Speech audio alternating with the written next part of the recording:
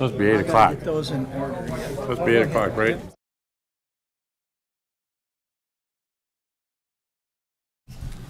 We'll call this meeting to order. Start with a pledge of allegiance to the flag. I pledge allegiance to the flag of the United States of America and to the republic for which it stands, one nation under God, indivisible, with liberty and justice for all. Reading of the call.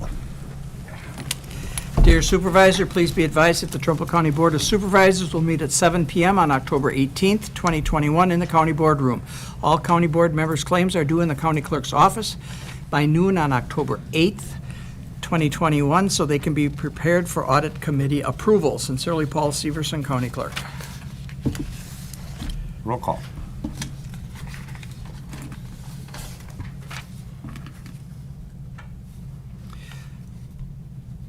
Douglas Winters. Here. Sally Miller. Richard Seisha. Here. Joe Feltus. George Brandt. Here. Beth Killian. Here. Randy Tullifson. Michelle Haynes. Huh? He's here. You can see her, but There we go. wave. Oh, there she is. Oh, there you go. Okay. John Austin. Here. Chuck Wallach. Present. Tim Zeglin. Here. Dan Schreiner. Here. Kellen Nelson. Here. Jeannie Nutter. Here. Kurt Skoyen. Here. Ron Johnson. Yes. Just for information purposes, Randy's Three. mother went in the hospital today, so he's in La Crosse with his mother. I don't know where Joe is. And Sally Miller is working down in Toma, something to do with the immigrants in there or whatever, and so she couldn't make it either. And that's in my correspondence for later, but Rick Nimitz resigned because he moved out of the district, so there's no representative for District 1 right now. I think We put an Deadline. ad in the paper, so that's the deadline is this week sometime, right? And next week. next week, Friday, Was it the 22nd? 22nd, something like that. Okay. Anyway, so. Open meeting law requirements been met with proper posting and notification. We have an 11-item agenda. Looking for approval. Move to adopt. We have amended. Amended agenda, yeah. Did you say amended? Yeah, I think I did, but maybe not. Amended agenda, 11-item agenda. I have approval from Ms. Nutter, is that right? I second. Oh, Johnson and seconded by Nutter. All those in favor signify by saying aye. Aye. Carried. Minutes from the September 2021 meeting. Move to approve. Motion by Seisha, Second. second by Brandt. Any discussion or corrections? Not. All those in favor signify by saying aye. Aye. That's carried. Item 5, appearances. Got quite a few. Presentation of the Great River Road, All-American Road, Gene Kalazinski.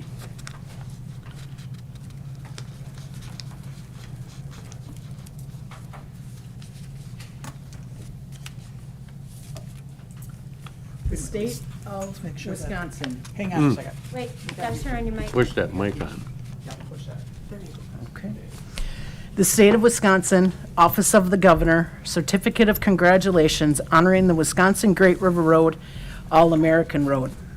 Whereas the Wisconsin Great River Road, which is part of a national scenic byway that runs 3,000 miles from Minnesota to Louisiana, has been designated an All-American Road by the United States Department of Transportation's Federal Highway Administration, and whereas to receive an All-American Road designation, a road must possess multiple qualities that are nationally significant, have one-of-a-kind features, and be considered a destination unto itself. And these roads are considered the very best of our country's national scenic byways. And whereas spanning 250 miles along the Mississippi River and through more than 33 historic river towns and villages, the Wisconsin Great River Road connects resources, people, and history, and is also a key economic driver of the region. And whereas the All-American Road status will undoubtedly bring new attention to the Wisconsin Great River Road attracting more visitors to cities, towns, museums, and interpretive centers along the route. And whereas, given the road, scenic beauty, cultural significance, historical importance, and more, this designation is well-deserved and exemplifies why so many people from all over the United States choose to experience the Wisconsin Great River Road every year. Now therefore, I, Tony Evers, Governor of the State of Wisconsin, do hereby congratulate everyone involved with the Wisconsin Great River Road upon its designation as an All-American Road, done on this 25th day of June 2021, Tony Evers, Governor. Thank you, Gene.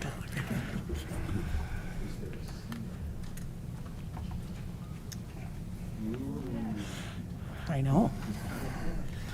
It was wrapped so nicely by Jeannie. That ribbon was part of the big, long ribbon when they cut the ribbon at the road in Trempealeau. It was really cool. Right. I want to thank John and Jeannie and Rob for coming down to the Trempealeau Hotel. What we did is 4 days along the Wisconsin Great River Road, we did 2 counties in a day. And Senator Smith is the senator up in our area, so he was invited in his area, and then he read this and then presented it to John. And Jeannie's right, we had the green ribbon to signify that, and we've got a lot of work to do now with the All-American Road designation, but we're volunteers and we'll keep doing what we're doing to bring more people to Trempealeau County and for tourism and economic development. So thank you for your support.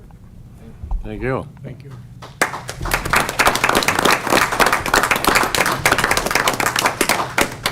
Thank you, Gene. Next on agenda, item B, Sheriff Brett Summingson's update. That's what's on mine. You got the wrong one. That's an amended one. Yeah, but we amended it twice. Wow. This is the one that was on the internet. No, this one should be the one that's on the internet. Well, this is why I just took it off the internet today, so I figured it had to be updated. Oh, First Habitat for Humanity House in Trempealeau County. Hi, First- everybody. My name is Kaya Fox. I'm the Executive Director at Habitat for Humanity La Crosse area. And I'm joining you by video because I actually live almost in Crawford County. So I appreciate not driving back on the Great River Road after dark. So I am here just to kind of let you guys know where we are in the process. On your agenda, it says that we are building the first Trempealeau County Habitat for Humanity house. It's on Willow Street in Arcadia. We own the lot there and will be breaking ground in spring of 2022 on a single-family home on that property for a family in your community. So what I'm here to talk about mainly today is that we are looking for our first Trempealeau County Habitat for Humanity homeowner. So our application round actually started last Friday, the 15th, and we'll be accepting applications for the house there on Willow Street through November 19th. So we are trying to get the word out as far and wide as possible to let residents know that there's going to be a house in Arcadia that they can apply to be the next Habitat homeowner. All of our information is on our website, so you can download the application and information about the program there. And we'll also be hosting 2 different informational sessions at the Arcadia Ashley Furniture Conference Room, which is apparently one of the biggest conference rooms in the Ashley building, so it's pretty easy to find. But we're going to be hosting those informational sessions on Thursday, October 28th at 5 p.m. and then at 10 a.m. on Saturday, October 30th. And this is where anybody from the community can come by, learn about the Habitat for Humanity process, how to complete the application, and then we'll be on hand to answer any questions that they may have. But here at Habitat for Humanity, we are so excited about working in the community to be able to break ground, bring a family together, and bring the community together behind this home. And at this point, we're working with anybody who is interested in being part of our kind of formation committee, which is helping us not only find volunteers in the community to help build the home once we get started in the spring. We have a committee that's helping us reach out and connect with people in the community to help us identify our next and future homeowner. We are also working with individuals in the community to identify and partner with local suppliers and contractors that will be helping us build the home. And then finally, we are working with people in the community that will help us fundraise to help build the home. So, like I said, we're very excited, and we are very, very happy to be able to reach into the community and find somebody who maybe never thought that they could be a homeowner, but will have an opportunity not only to be safe in their home, but to find an affordable place to live. So I would welcome any questions. Is there any cost to the individual at all who gets the home? Yeah. Yep, absolutely. So when the home is completed, we actually can do an appraisal on the home, so a real estate appraisal. The value of that appraisal is actually what we sell the house to the family for. So they actually pay the full value of the house, full property taxes, full homeowner's insurance. But Habitat actually is the lender, and we offer the loan as a 30-year 0% interest loan. And that 0% interest is how we are able to provide homeownership opportunities for lower income families. But they pay for the house. And yeah, George? Well, just practically, how large is the lot and what's the projected square footage? It's going to depend on the family that we select. I think the lot is 50 by 50. But the size of the house, obviously will follow the local setbacks and whatnot, but the size of the house is going to depend on the family that is selected. So we'll be building the home to meet the needs of the family. Are you planning on moving out of your district, George? Welcome to be a volunteer. And the partner family that we do select have to do at least 350 sweat equity hours as well as we're building the house. So the future homeowner actually has to work alongside our staff and volunteers to help build the house with us. Good, sounds like a worthwhile project. Any other questions or comments? Hearing none, thank you. Wonderful. Thank you so much for your time. Now it's quarterly update from Sheriff Brett Flemingson. You gotta be here, I gotta be here. Good evening.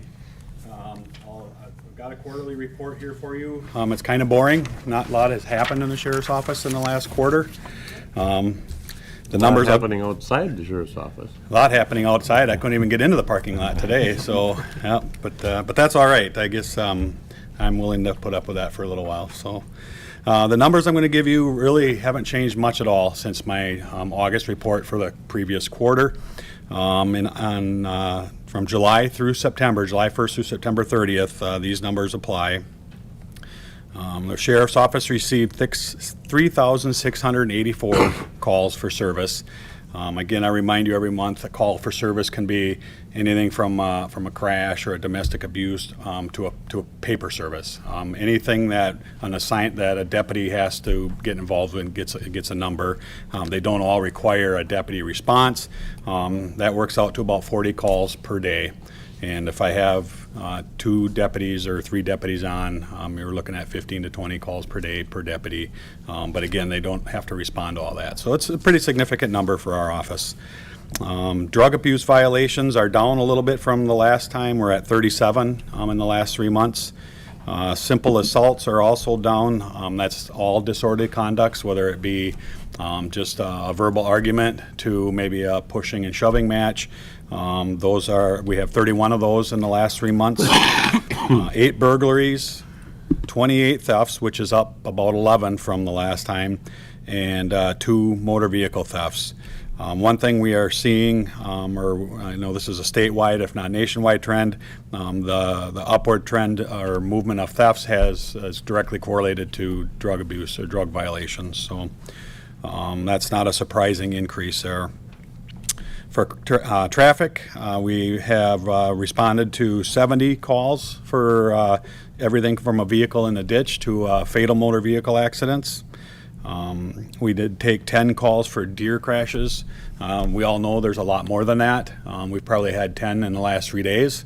I had 2 with a squad car in the last week. So that number is very deceiving. The sheriff's office used to respond to about 400 car deer accidents a year, but when we quit responding to them and start doing the self-report, then of course that number is really skewed. So we had 39 property damage crashes, 20 injury crashes, and I reported at the last month, or the last quarter, that at that point we had one fatality for the year, but we did have another one that was in July, which would have not have been on that quarterly report. That was on the 10th of July. We had a second motorcycle versus deer fatality up on County Road E, north of Pleasantville.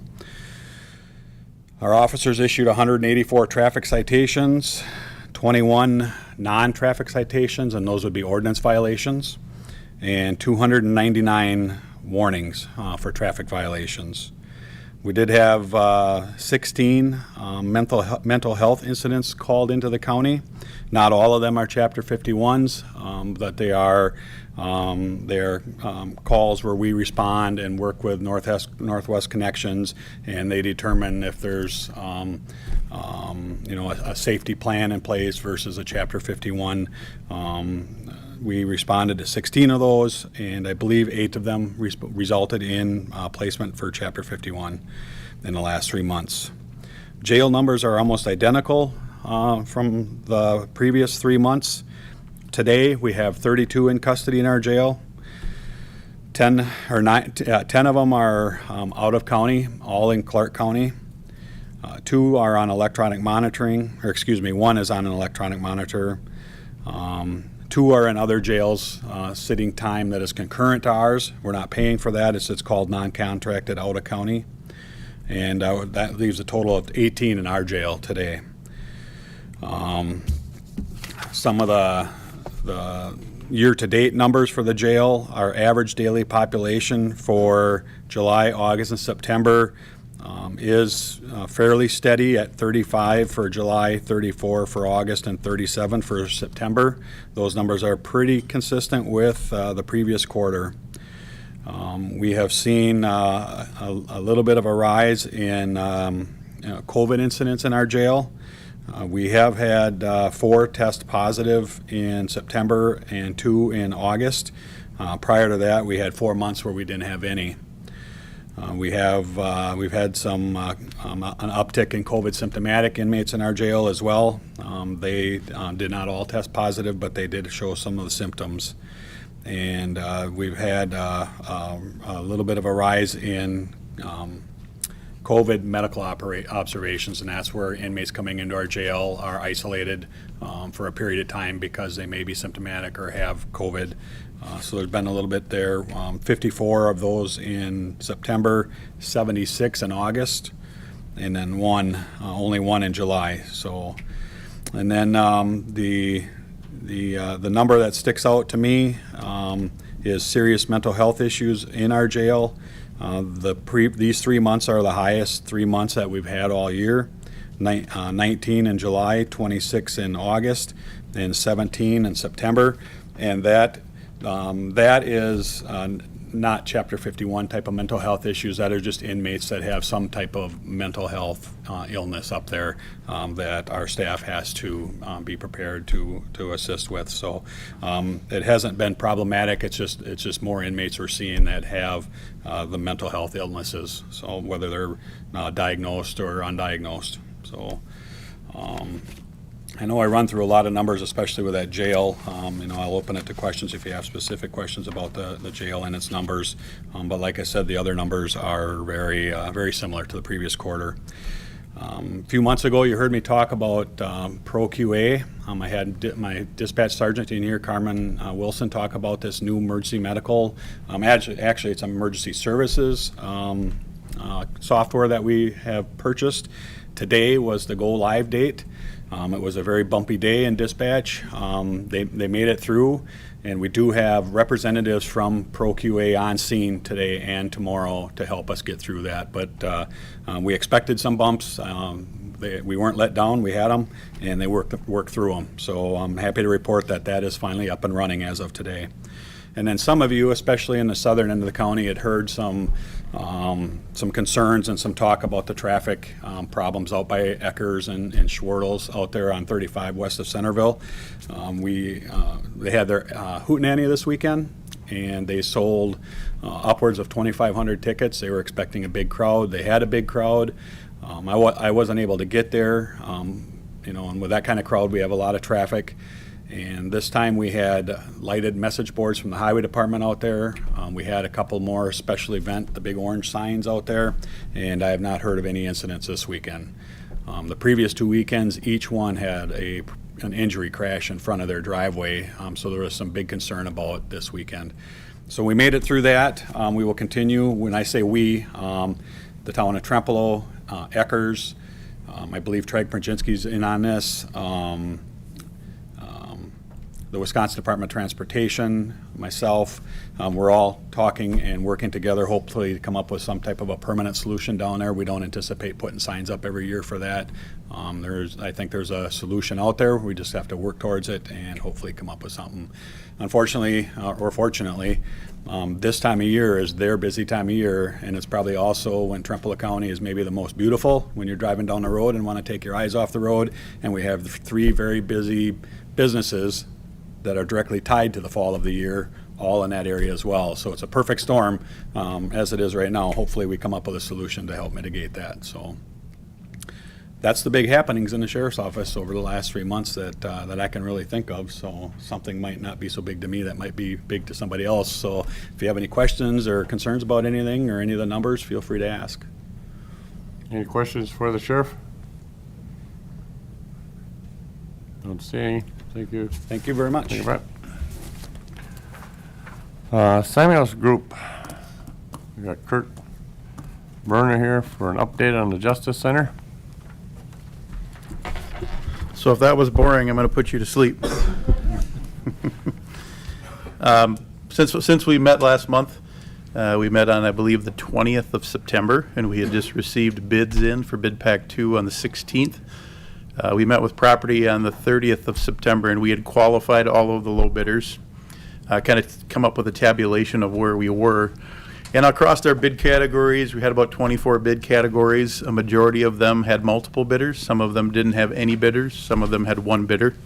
And the tabulation of the totals, even though we had some that did not have bidders, we were about 10% over the projected budget of $40 million. So the strategy, like I shared with you moving forward, was to rebid some categories, look at value options with some of those low bidders, or rescope some bid categories and be able to look at that approach. So when we met with the property committee on the 30th, our strategy was to work with some of those bid categories to look at some alternative options before entering into a letter of intent with them, with the low bidders. We did that, and then at a subsequent property meeting, we've sent out letters of intent to about 10 different contractors that would allow us to come back with some cost-saving options. The balance of those categories are out for rebid, and the bids are due tomorrow. And after those bids are due on the 19th, we meet with property again on the 21st to come up with a tabulation of how the rebid came in. The reason for the rebid is obviously some didn't have bidders, and we had contractors that reached out that it didn't fit into their schedule, and they were able to rebid some of those categories. And we also did change some scope in some of those categories to hopefully see some reduction in costs. So I don't want to cause too much panic with you in regards to the budget. We've got a process that we're working through here, so I'm not raising a flag yet. Kind of was anticipating that with the prices of everything going up, and we need to have a strategy going into that. We're about halfway through that strategy. This rebid will kind of tell us where we are, and then we may have to come back and revisit some rescoping documents with the departments that are involved in the Justice Center if we aren't able to find enough.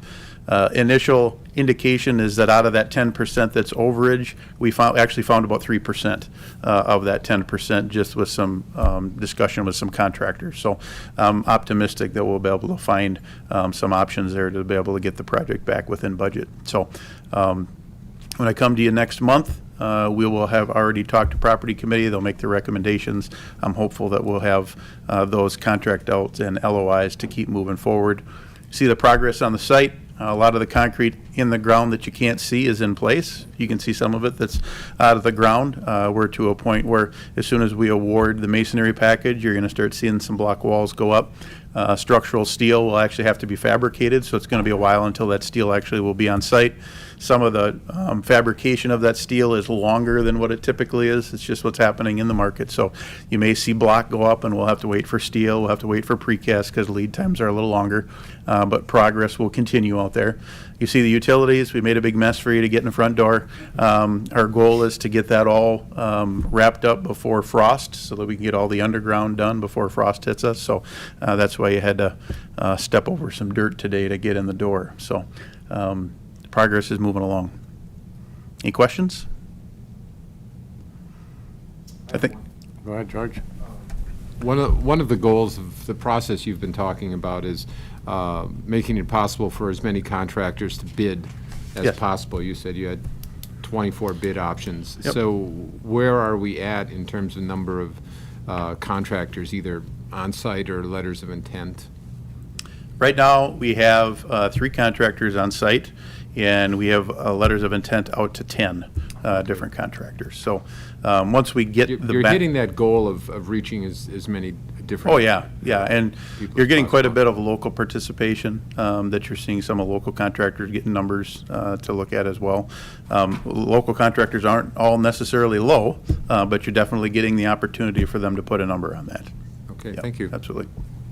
I do want to add that I think the coordination and the work between the city's team that's working on Hobson Street and the contractors here has been good. There's been good communication between the groups, and it's been a collaborative effort, so it's been successful on that end as well. So, Hey. see, I was more boring than the sheriff, right?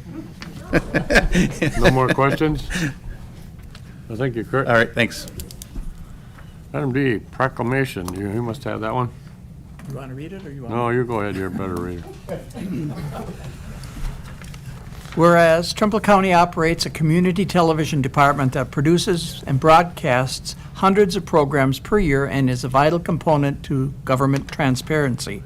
And whereas community television is part of community media throughout Wisconsin and the nation, promoting transparency and freedom of speech and expression. And whereas the sharing of ideas and information helps to build common understanding and common values within a community. And whereas the Community Television Department trains and assists the public in production of community media as well as county staff.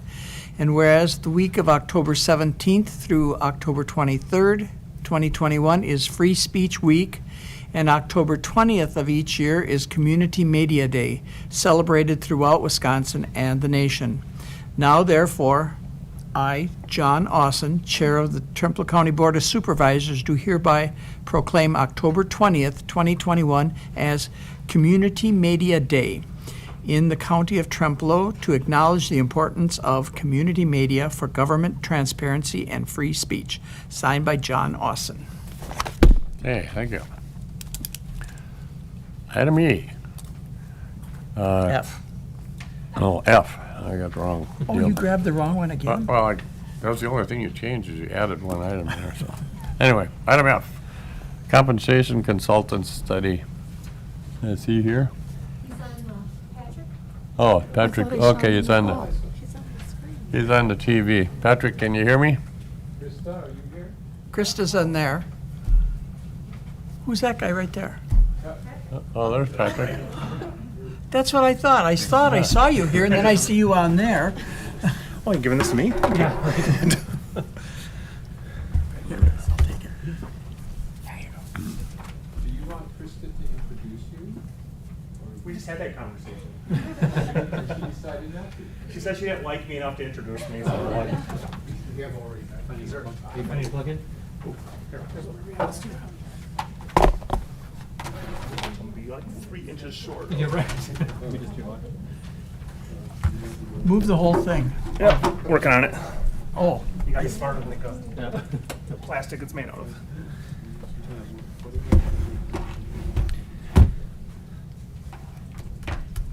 you can move. All right, I need to do some magic here. First of all, nothing up my sleeve. Usually it's flowers. Yeah. All right, hopefully it pops up. So we've coordinated the stance with TV, so. There we go. Do I need to turn my microphone on? Or is Oh, it on? there's one coming Okay. around. Okay.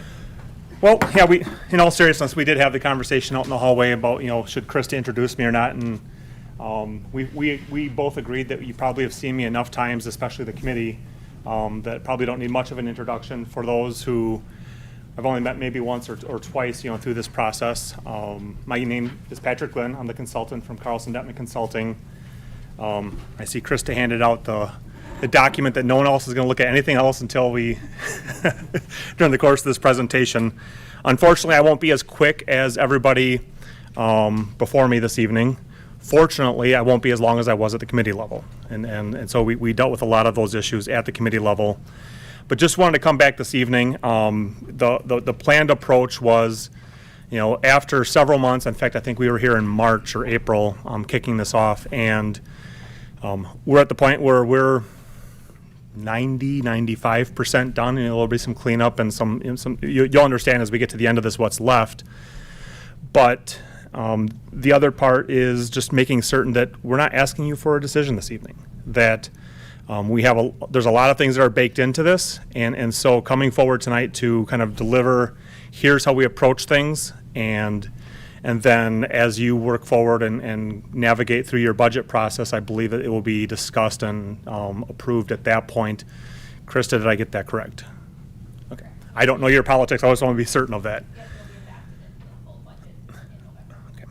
So when we do these projects, sometimes it's helpful to get a sense of what's going on in the world, and I'm not going to go too deeply into that this evening, but I think it's helpful to have a sense of there's just a lot of challenges, and I think every single one of those are faced, universally, whether it's Trempealeau County or whether it's mom and pop shop down the street. I think we're witnessing a lot of these things that are affecting our employment situation, which then directly impacts compensation. I won't go into a lot of detail with these, but I think we see some challenges with the labor supply. We have two generations, one that is rapidly exiting the workforce in the baby boomer generation, as well as Generation X is just getting to the cusp of being eligible for retirement as well.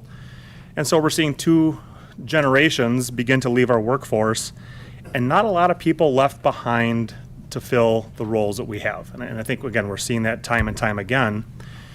And along with that, we're seeing a generational shift. I think, again, over the course of the last decade or so, we've looked at and acknowledged that the newer generations coming into the workforce, and I think we picked on the millennials enough. I think just generally speaking, the employees in our workforce today have different expectations, whether it's time off, whether it is how they are supervised, whether it is does my work have enough meaning and purpose to fulfill me and keep going forward.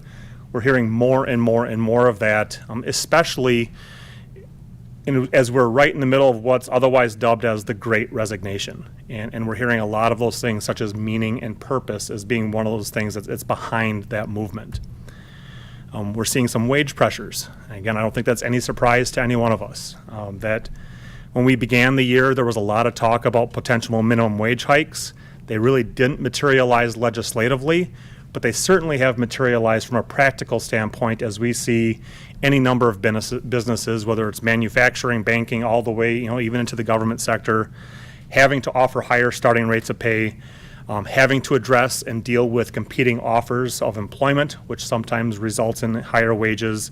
And so, again, we're seeing some pressure on the wages, and we'll see that probably in the years to come. As we come out of the pandemic, we're still seeing some of those things that address and affect compensation. The notion of remote work, how do we deal with that? And the notion of geographic-based pay. And we're not necessarily in that sort of a situation here, but employers are being challenged with that. And the other things, and kind of boiling these all into one, we've been talking about pay equity as a company forever, but as a nation, for the better part of the last 20, 25 years, it's something that's been talked about, and now it's taking center stage. And I think more and more companies and organizations will not be able to continue to exist without some conversation in terms of equitable pay for equitable work. And we're seeing all sorts of signs of that taking root in our workplaces. Just a couple charts. This is actually updated from even the last time that the committee saw. I try to update this on a monthly basis. That the blue line that we're looking at here, it looks pretty busy. It's actually pretty straightforward. The blue line on that chart is the number of voluntary quits that are happening. Actually, this is in the Midwest. And so you're looking at about 900,000, just over 900,000 quits in the last month. This is the last 20 years worth of data. And the orange line being layoffs and discharges. So are companies letting people go, or are people leaving companies is the push and pull here. And the problem that we are having is that the gap between those two, people quitting versus people being laid off or discharged, it's as wide of a gap as we've ever seen since they've started collecting this data. I think it was in December of 2000 that they had the first reported data.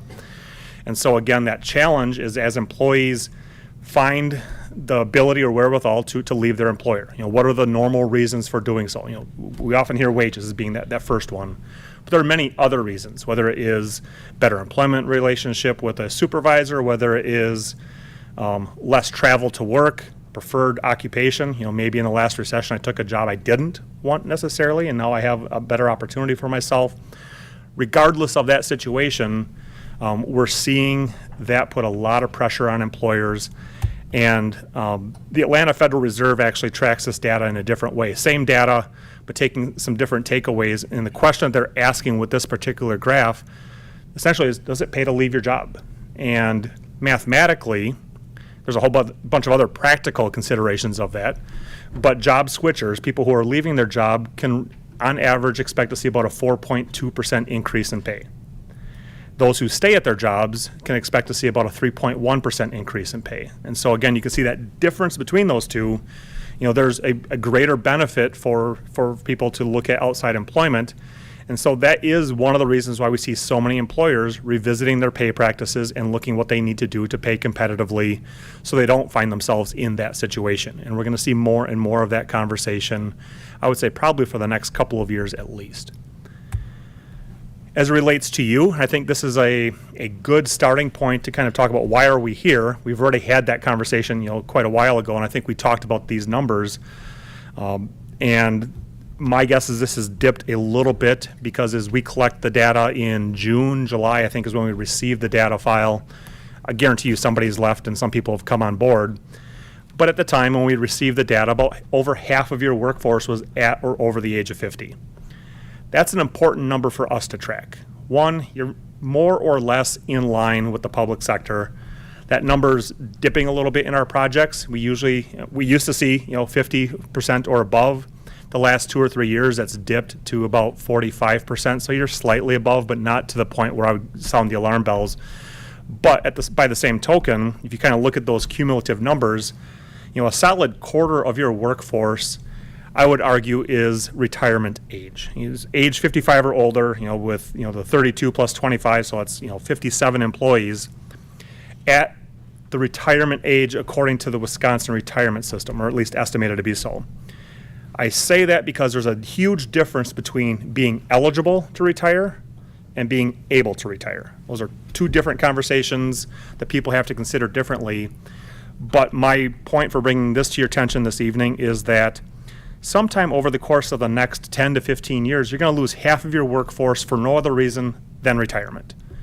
You'll lose other employees, if they move someplace else, they follow a boyfriend or girlfriend, to a different part of the state or different part of the country or whatever.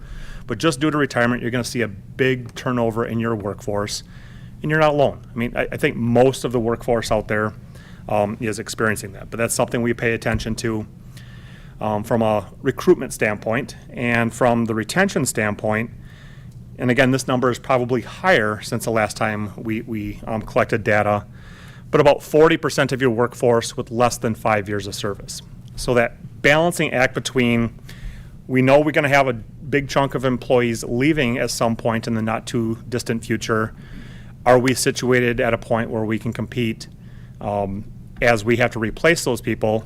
And do you have a structure that is competitive where you can retain the people, beyond 5 years of service and moving forward. And again, that number is maybe a little bit higher. I would say probably 30% is what I would expect to see. But I would also say this isn't something that's greatly alarming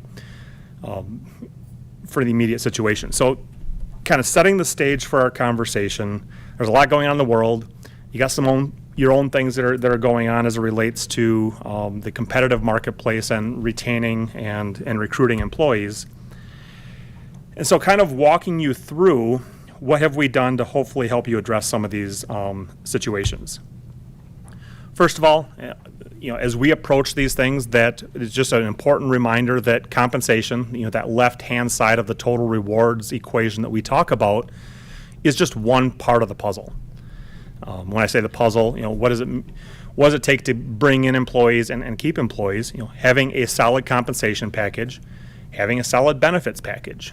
And what I believe to be the case is that when we start talking about compensation and benefits, is that one is a recruitment driver and one is a retention driver. They both can play into that, and don't get me wrong, but compensation tends to be the thing that brings people in the door. Benefits is what tends to keep people in place, and by and large. And then that third component is almost as important, if not more important, is this notion of employee engagement or the employee experience. How connected are your employees to the organization? How connected are they to their first line supervisor is usually that first question of kind of the relationship that the employee has with the organization. And the reason why it's been termed employee experience, for quite some time, it was kind of this whole notion of, it went from satisfaction to engagement. And now as we talk about experience, it is that relationship you have with employees from the date that they're recruited to the date and actually through termination. That our employees having a positive connection to the organization through that process. And the science, the Gallup Corporation has studied this time over time in terms of the power that has in terms of recruitment and retention, productivity, so on and so forth, that it cannot be ignored as part of this process. And so again, as organizations look at what can we do to become employers of choice moving forward, having competitive compensation, competitive benefits, but also working on, I'll use the shorthand term, even though it's so much more than this, culture. That having a good workplace culture and the things that drive that are equally important to those other two items. And as we work our way through these projects, and we'll answer these in a little bit more detail as we wind our way through, there's four main questions that are always kind of percolating under the surface. Who is that market of comparison? And is it your competitive market, your comparable market, or something in between? And we'll walk through that.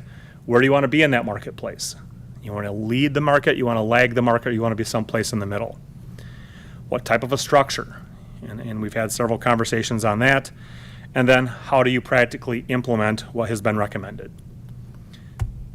And so from that standpoint, it's probably a good place to start in terms of the work that's been done on your behalf is this notion of job analysis and job evaluation. That during the course of a project, and I'll just use the number 100 just for the sake of nice even numbers. If you have 100 jobs, you might only have 70 of those that match the marketplace, but all 100 of those have to be evaluated for proper placement in a structure. And so for us, in getting there, it starts with job documentation. As we were talking about this study and planning for it earlier this year, the question was, do we work from existing job descriptions, or do we work from our form, the JDQ, the job description questionnaire?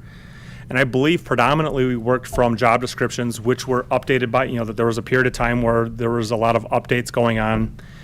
But having quality job documentation is key for the work that we do.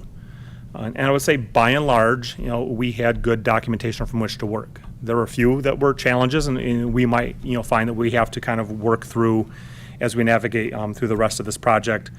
But it starts with documentation. And once we have that documentation, we can begin to look at it and get some clues. Does this feel like a management job or a staff job? Does it feel like it's salaried, or does it feel like it's an hourly type of job? Does the job title match the duties? So all of these things that you can pull from that job description to begin to help you understand, one, how are we going to evaluate it? Two, do I have a job like this in the marketplace that I can match to?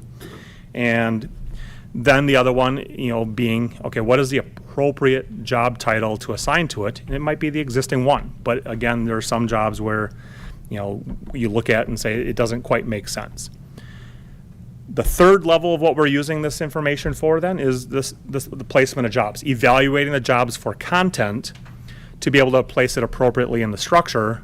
But then that last piece is knowing when to break the rules, having some sort of a policy or some sort of a strategy that when job evaluation doesn't work, and there are situations when it doesn't, we can get close on probably 99% of the jobs, but then every once in a while we have this thing called the market.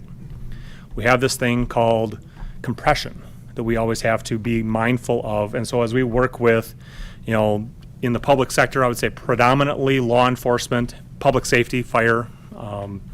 Every once in a while we deal with public works, also has to do with it. But compression is a very real thing that as you look at trying to encourage employees to go from patrol to detective to sergeant to lieutenant, that at some point you lose overtime in the equation. Makes sense. But does the loss of overtime prohibit people from applying for that job? Because there would be such a loss in wages that nobody would realistically apply. And so that's one of the analyses we have to do. The other one is that there are just times, and I don't know that anything occurred here, but I could be mistaken, where we have a great job evaluation score, and we're highly confident with that, but the market is just telling us something that's very clearly different, and we have to make those recommendations. And again, it doesn't happen a huge amount, but every once in a while when it does, we have to kind of step in and say, let's do this the right way so we're not having to go back and work over the top of ourselves. And as we're evaluating jobs, I'm going to try to be as brief with this section because I could talk for 6 hours on this, quite honestly, having just done it last week. But when we're evaluating jobs, we're looking at 5 main things. And there's sub-factors to each one of those. But those first 3 factors are a mini dialogue that goes on inside of our head. And we're using that job documentation to inform the answers to those questions. And so the first question that we always ask ourselves is, what are the problems and challenges that we're asking that employee, that classification, to resolve? How complex are they? And every single time we're evaluating, we have a matrix or a grid that there's a continuum of, so the complexity of a problem, it could be really easy, that if the room is dark, you turn the light switch on. If the table is dirty, you clean the table, but very easy decisions all the way through the continuum of I'm dealing with the mission and vision and governance of the organization, including the problems associated with dealing with the board, dealing with the customers, dealing with the public. And that's usually one position, if any, in a study. But every single layer we have has a continuum that we're evaluating on. So thinking challenges, again, what problems are we asking them to solve? How complex are they? And how much latitude are we giving them in responding to those questions? Once we know what those problems are and have a pretty decent sense, then we ask ourselves the question, how much decision-making authority are we giving this classification? Is it pretty limited or is it pretty expansive? And what's the impact of those decisions on the organization? Is it impacting just their job, or does it have an impact, across the organization or across multiple departments? So we have that. So thinking challenges, we're asking what decisions are they making? Then we ask ourselves, okay, now we know that, how much and to what degree are we asking them to communicate as part of their job? And at what level of communication are we seeking? So how complex are the communications and the impact on the flow of information or data? Those first 3 tell us a lot about the job and really kind of line up, is this an hourly job or is this a salaried job? And does this fit in the management ranks? And you can begin to sort it even in your mind without even seeing any points. And then as we start navigating through the rest of it, the next question is usually pretty self-explanatory. What are the types of things that can hurt an employee in the course of their duties, as well as the physical elements of the job? And especially with knowing those first 3, what's the formal preparation and experience required to fill that job if you were to fill it tomorrow? And that's always the key, is, as we try to go through this whole job evaluation process, is taking away the personal dynamics of the individuals filling the job. Very important, to have, good quality people in these roles, but but taking the people away so we can truly look at the duties, responsibilities, and requirements of the job. And sometimes those are two different answers. Here's who we have and here's how they filled it, but if we were to fill it tomorrow, we're going to fill it differently. And so that's what we're looking for. Every single one of those sub-factors has point values associated with it that we can begin to build an organizational hierarchy and do some analysis on your behalf. And so when we look at this, this is your data. Doesn't mean much just to the outside observer, except for it's a bunch of dots with the line running through it. That in your particular project, there was give or take 70 benchmark jobs, I think. So if you were to count, there's probably 70 dots on there. When we say a benchmark job that we can reliably match to the outside marketplace, that we know that it's stable, that if we were to assess it next year or the year after, it's probably going to be around, so we don't have a lot of variability. And it's known, and again, we have good data throughout our comparable pool or our database. So in this particular case, about 70 dots, and so we plot those out on a line. Going up the left-hand side, those are your current rates of pay. So when you see a bunch of numbers, from 0 all the way up to 65, those are your current rates of pay. That's your practice. Versus what's going along the bottom side is our observation, which is the job evaluation score. And you can see by and large, as jobs increase in a job evaluation score, they also increase in pay. It's not a perfect alignment, nor will it ever be. But you have, our first observation is that your current system isn't terrible. You haven't done, so there's nothing, that is jumping off the page that we have to fix as it relates to some of those underlying practices. Are males being paid more than females? Do we have a department that's gone completely rogue and we have them up here and everyone else is down here at a different level? That's just not coming out in terms of this particular data. So this is kind of where I'll just take a quick pause as I'm navigating through this. We've went through, based on the information, we met with every single department as part of this process to talk about the jobs or department questions we had regarding those jobs. But we also know that the results sometimes cause people to scratch their head. How did they get from what I gave them to the rating and where I'm placed?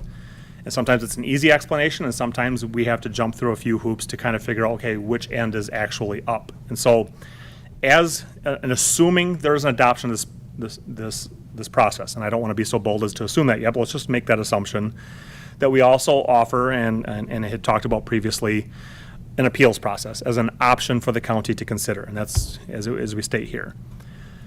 What we talk about, and when we talk about appeals, I think it's pretty important to talk about what they are and what they are not, because as we wind down this process, we're going to ask you to make some decisions. Not tonight, again, but as we move forward, and we want to make certain that we're not undermining those decisions that were made, because a lot of those directly affect finances. And so as we work through this, what the appeal is we're looking at the grade placement of a job. Did we get the placement of that job correctly?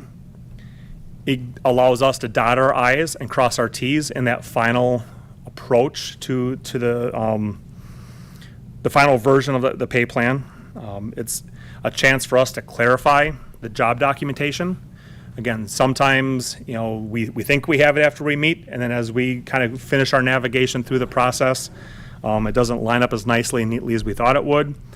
And also a chance for us to recalibrate jobs that may have changed during the course of the study. Again, those are usually few and far between. We usually have, if that does happen, HR or administration or whoever we're working with gets on the phone and says, hey, this job's changed. Ignore what we sent you a few weeks back. We got something new for you. But there are also some of those where we just simply get too far into the process, say we just have to deal with this on appeal. That's what it is, and that's what we're trying to deal with and trying to accomplish. What it's not is it's certainly not intended to undermine your policy decisions, as I just got done saying, nor is it a chance to reward stellar employees. And I mention this because there are several occasions over the course of the last 8 or so years I've been doing this where I'll have a department come in and say, yeah, I think I agree with the grade placement of this job, but this person's fantastic. I really think that they should be rewarded for that. And they probably should. There's probably no doubt that they probably should be rewarded for it, but that's not what we're talking about with this sort of a process. So different conversation for a different day in those situations. It is not a chance to modify the step placement. That's a big deal. and as we navigate through this, I hope you'll see why, is that the costing of this process in terms of trying to implement and trying to fit it within your budget is very dependent upon that implementation strategy and where employees are placed in the new structure. And as we wind down this process, we'll walk through some numbers that help illuminate that. And the other part is what it's not a chance to change the marketplace that was established. That, the county used these 10, 15, 20 employers. We think you should use a different batch. Again, that's a policy decision for you as the board to make in adopting this and not necessarily for an appeals process. And the way our process typically works, if my computer unfreezes, it might jump like 5 slides at one time. Here we go. So our typical appeals process is first and foremost adoption. It kind of falls in line with the same thing with the court system. You can't appeal a court case until you've had a decision. You really can't appeal a recommendation until the boards act, because the rule of thumb always is, in working with boards and councils, is that everything is draft until it's adopted. It can be changed up until that final vote. So again, there's nothing to be appealed until you have approval. When we do that, we break it into 2 distinct phases. The first one being the pre-appeal, where the affected employee looks at it and says, something doesn't make sense to me, I don't like it, or whatever that emotion might be. They simply fill out a pretty basic form saying, I wish to appeal, or I want to consider an appeal. And then we get into the information sharing phase. And so we will put together a document for those who have submitted a pre-appeal complete with rating levels. And this is the conversation that is sometimes interesting, is that in terms of our appeal process, we are very adamant about providing rating levels and some context around those rating levels, but we do not provide points for the system. On one hand, we believe those to be our proprietary portion of the process, but I think more importantly and practically speaking is that when I tell an employee, and it doesn't matter which employee for that matter, that you are rated at 595 points and the next grade is at 600 points. The only conversation that has ever happened every single time I've provided points is, what words do I need to use to get 5 more points to move me into that next grade? I would much rather, as a consultant and actually just as a professional, have the conversation of, we rated your job at 6C for education experience. In our language, that means a bachelor's degree and 2 to 3 years of experience. We rated it as a 1L in environment. For us, it is a low environmental impact and a low physical impact for the job. Did we get that correct? And we can have a much more meaningful conversation when we're working from that standpoint. We also only provide the rating level for the job that the employee is sitting in. So it's not a matter of, I want to appeal my job, but I also want these other 10 ratings. Then we can then begin to redo the entire study through the appeals process. Again, that's not the intent. The intent is, let's look at this classification that's being appealed and let's resolve that. And let's make certain that we have this done right. And we have to make the assumption that everything else has been, if it hasn't been appealed, has been just fine. So once we share that information, we give the employees some time to contemplate that, a week or 2. Then they get to make the decision if they want to proceed with a formal appeal. So, our thought process is, a little information can sometimes be dangerous, but can also be very helpful. And what we find is that some employees will look at the information and say, okay, don't love it, but it makes sense. And others will look at it and say, I look at it, still doesn't make sense to me, and I feel pretty strongly about this, so I want to move forward. Once they do that, once they submit the appeal, we review it. We will sit down with the department to talk about in terms of what we're seeing, what they're seeing, because the department also has to review this. We provide the recommendation back to whichever body you decide is the appropriate, whether it is your personnel committee or whether it is the full county board. But we deliver those recommendations, and then the governing body themselves are the ones that get to decide if this isn't a viable recommendation. We don't make any of those decisions as part of this process. Probably a good point, like I said, to bring this up, knowing as we start talking about classifications, and that you as board members will probably receive phone calls about somebody's individual classification. And like I said, we just want to make sure we head that off at the pass, that there is a process for employees to appeal their classification and placement. In terms of the market, as we work our way through this, and by the way, I'm just going to keep plowing through until somebody tells me to stop or I get to the end of this, so I'm trying to be respectful of time here.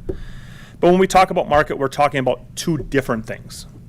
Who's like us, kind of the old, if I were to go back pre-Act 10, when you go through an arbitration process, an arbitrator comes down from the mountaintop and says, here's your 8 comparables. And that's who you shall use forever on in terms of wage placement. Doesn't always provide the best reflection of your competitive marketplace. And I think that's been the challenge we've seen with some of these. And so we also look at this from the standpoint of who are you competing with? Who is that competitive marketplace? And in reality, the final result is a blend between the two. You have plenty of organizations that are like you in the immediate area, and also plenty that are larger but are viable competitors. And so as we look at this, we came up with a pool that was a little bit more localized, primarily for hourly jobs as well as most of the salary jobs, and then a more regional, statewide type pool for many of your management jobs, taking a peek at Minnesota where applicable, just across the river, just again to be safe that you're in a competitive environment, as well as using data from our other published sources, such as Bureau of Labor Statistics. The federal government publishes a lot of wage data.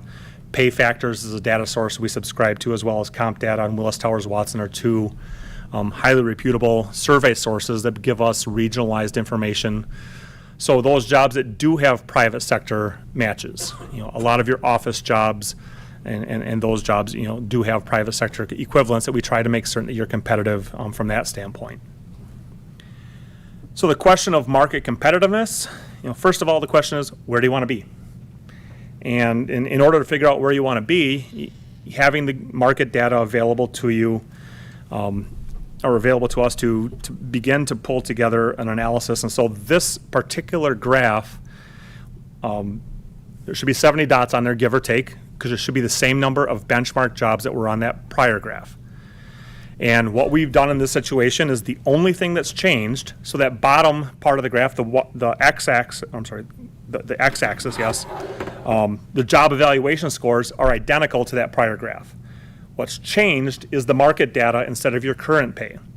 And so good news is that as we plugged in the market data, things tightened up a little bit. There's a lot more variability on that prior slide. This one, tightens it up a little bit. But this tells us, there's a couple things on here that tell us that we've got a good model for building a pay structure for you.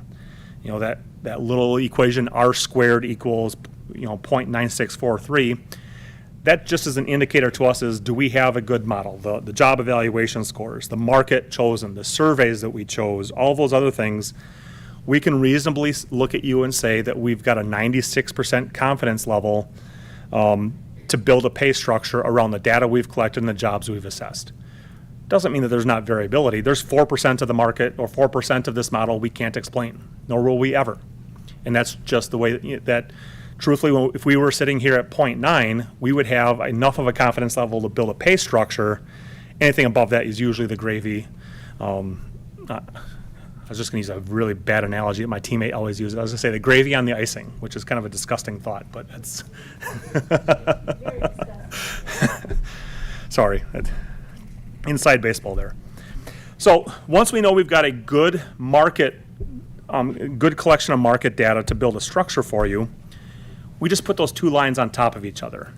And I cringe every single time I do this for one main reason, is that looking at these two lines gives the implication, that black line being current pay, the gray line being the market, gives the implication that only the top part of the wage schedule is behind the market. That's simply not the case. That it is, there are jobs in the upper half that are behind or maybe a little bit further behind, but there's variability throughout the entire structure. This is just simply a measure of overall health of your structure or kind of the overall story that we're dealing with. But one thing I do want to point out here, because I think it was kind of a telling sign for me as I looked at both views of this, is that you currently have a structure in place, obviously, that if I put these two lines on top of each other, there's a very faint red line on this next graph. That red line is indicative of your midpoints. So that tells me that you have a number of employees that are, a large number of employees that are further advanced up into the wage structure, either due to their tenure or that you had to move people along more aggressively due to retention or recruitment purposes. But the point is that your current pay is higher than your midpoints, and the market, again, is that much higher than the other two. As we devise a wage structure for you, that gray line becomes what we call the pay line. That is what the new pay structure will be based on. And so when we talk about the design and implementation, some of these we've already hinted at in terms of variables that when we start designing a pay structure that we have to be aware of or address head on. How are employees going to move? Is it performance or is it steps, a combination of the two? And as we worked our way through this, we landed on that, perhaps a step plan for the time being is probably the most appropriate way to go. Building the internal hierarchy we've already done. We've looked at a couple compression concerns, and we might have to look at some again. Who knows? And I know as we talked about, the relationship of recent collective bargaining settlements versus some pay, that we had to go through and tackle that. Are there any unique market pressures? Well, the answer is generally yes in today's environment, but is there anything that's really driving this?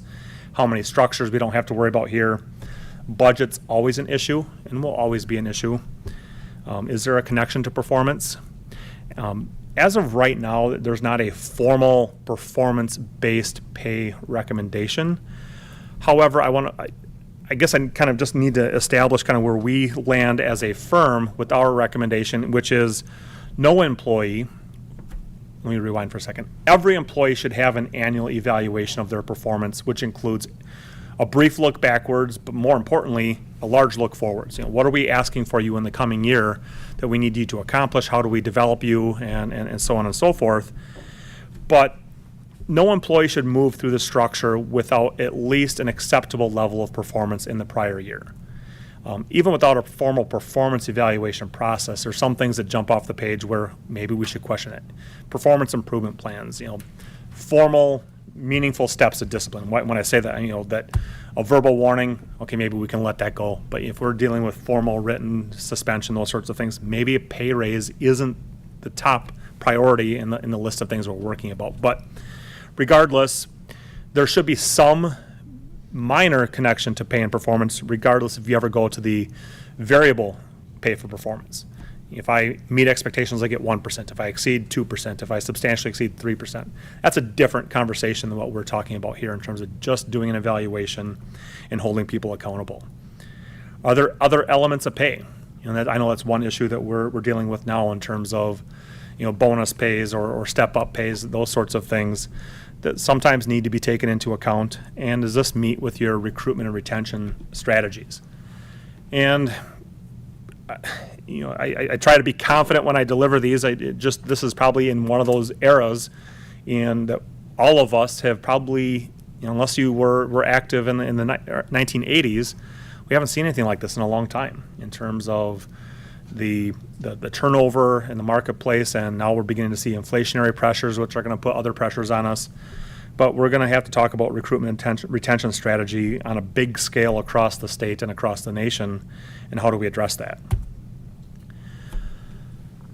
A little bit hard to see, but really, and as this presentation will be part of the formal record, so this is certainly accessible here. But we have to put jobs in ranges for purposes of building the grades. So when I look at this, for example, grade 10 is 600 to 649 points. So instead of, you could have, just in grade 10 alone, you could have 49 different or 50 different rates of pay or 50 different point values assigned, from 600 to 649. It just is the best practice to say, okay, for jobs from this range fit in this grade. And then from the next range, you just keep building on top of each other. But as we build this is a repeat on purpose, that we talked a little bit about the confidence with that R squared, that 0.96, but now it's time for us to build a pay structure for you. And so how do we do that? And the reason why I put this on here is that equation, that y equals, is simply the equation for the slope of that line. How aggressively is that line climbing with every change in job evaluation score? So in this particular case, it's about 4.5 cents plus $3.56 for every job evaluation point in the structure. Well, that means absolutely nothing until we get to this next slide here, which hopefully explains it a little bit better.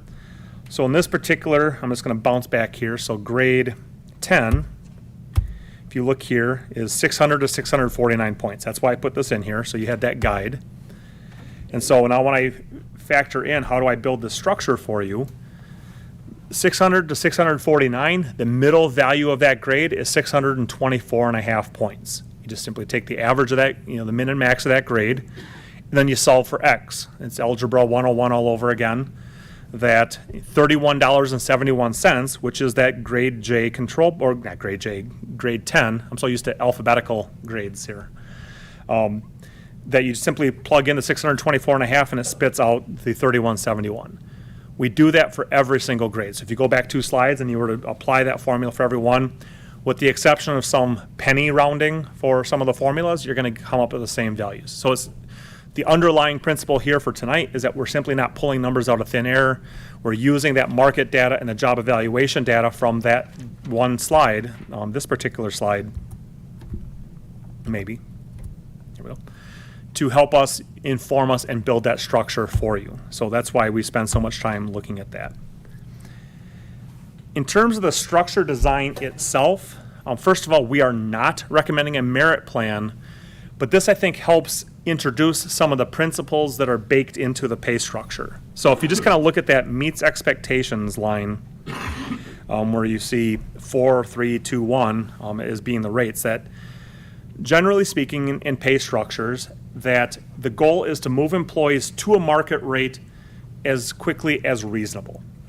And that makes business sense to do so. So in this example, employees in that first zone, the first quarter of the pay structure, if they're meeting expectations, we're going to give them a 4%.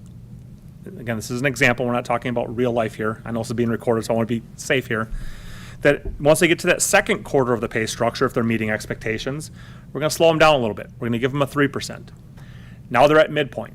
Once they get beyond midpoint in that third quarter of the pay structure, they might get a 2% if they're meeting expectations, and when they're in that final range, it's a 1%. But again, that notion is as you start, we're going to keep you speeding along, and we're going to slow you down as you approach the maximum rate of pay for the structure. You can still keep moving, but again, it's not as quick and easy as it was in the front end part. So when we look at this, and the reason why we kind of put that slide first is that our step plans more or less mirror that approach, is that steps, even though the steps are on the first half of the structure, and I'll have a different slide to kind of show the structure itself, they're 2.5% distance. It's actually 2.5% from the control point and not from the number before it. So when I look at step 1 to step 2, it's actually pretty much closer to a 2.9% increase. As I get to step 5 to step 6, now we're talking about almost a 2.6. And in your design, since it applies here, I'll just talk about it, that we were a little bit concerned about the long-term sustainability of the pay structure. That as employees move through, there's a couple things that need to be taken into account, which we'll talk about. But what if we were to take those steps above the control point and break them into 2? And so instead of 2.5% steps, they turn into 1.25% steps. It keeps employees moving through the structure in a regular, predictable fashion, but not as quickly, and hopefully allows you to maintain the structure with whatever foreseeable financial challenges come our way. So you can see as you work your way through, going from 1.25 to 1.1 at the tail end. So those principles from that prior slide apply even in a step structure. But the reason why we did this, and even so, this is not your pay plan here. This is just simply here as an example that any organization who has or has had or will have a step structure is faced with 2 decisions every year as it relates to pay. What's the market doing?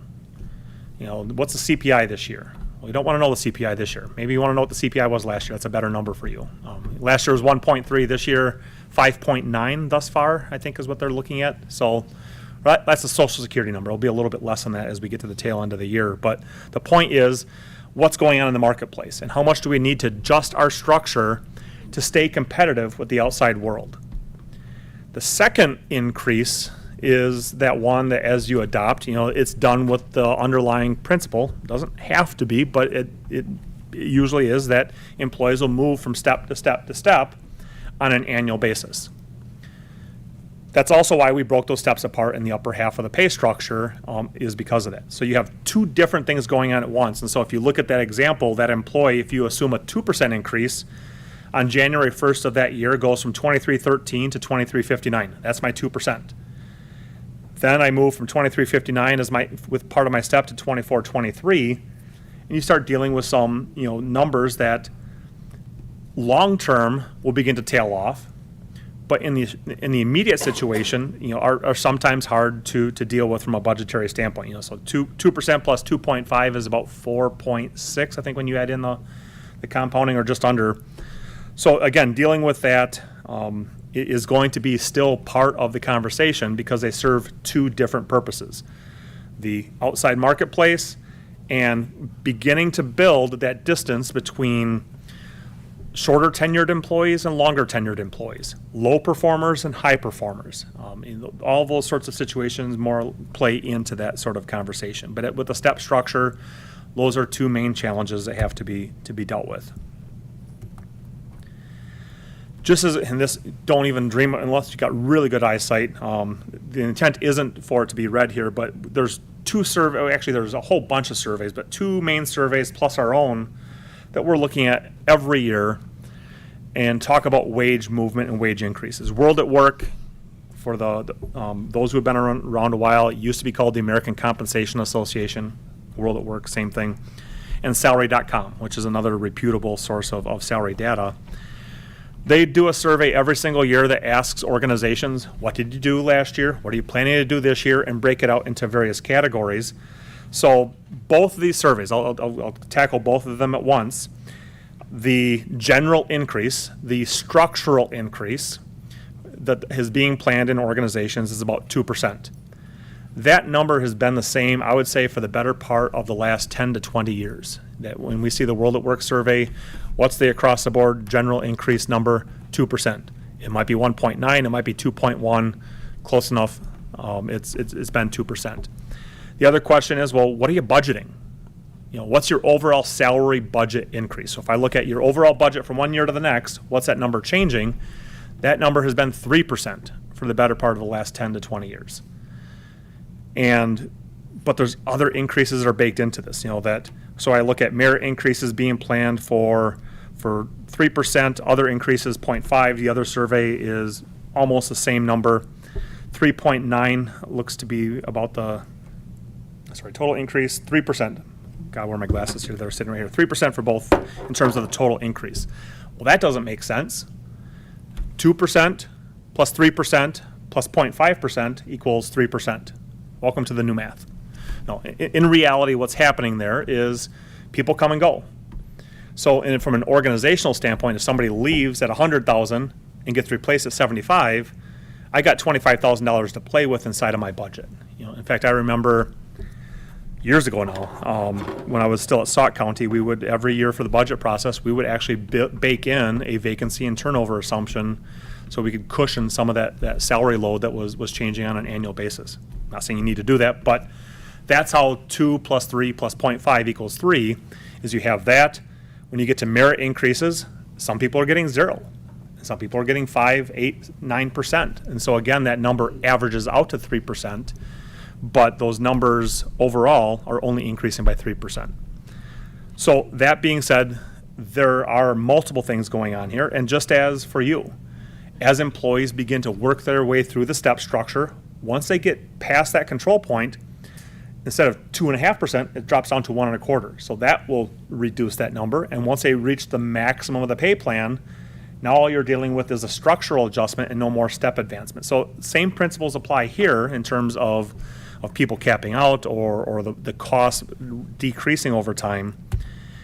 And we also, as I implied, we do the same survey. The same numbers tend to appear over and over again.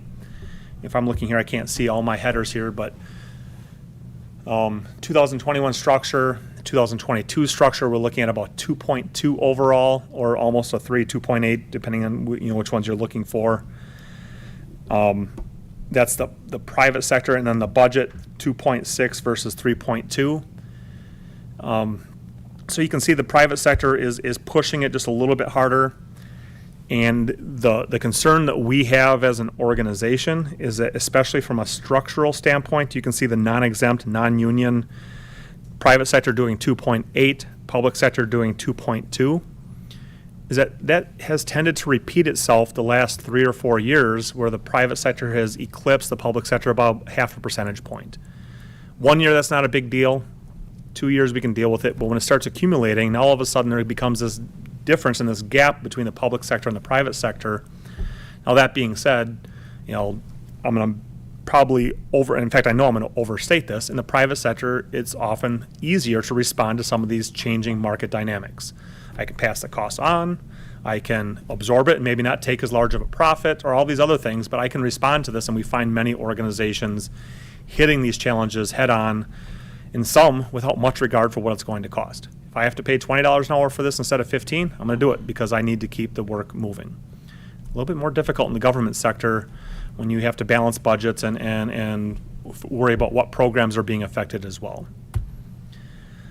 So when we get to implementation, there's a number of things that are always in play. Budget is always a conversation. I don't recall, whether as a consultant or as an HR director, where budget wasn't an issue when it came time to talk about increases in salary. We also have to deal with the issue of fairness. And that is contrasted with happiness, and I mean that with every ounce of my being, that we have a ton of control over what's fair. We can look at and say, here's something that isn't taking into account race, gender, or any of those other factors, but I have no control over what makes an individual happy.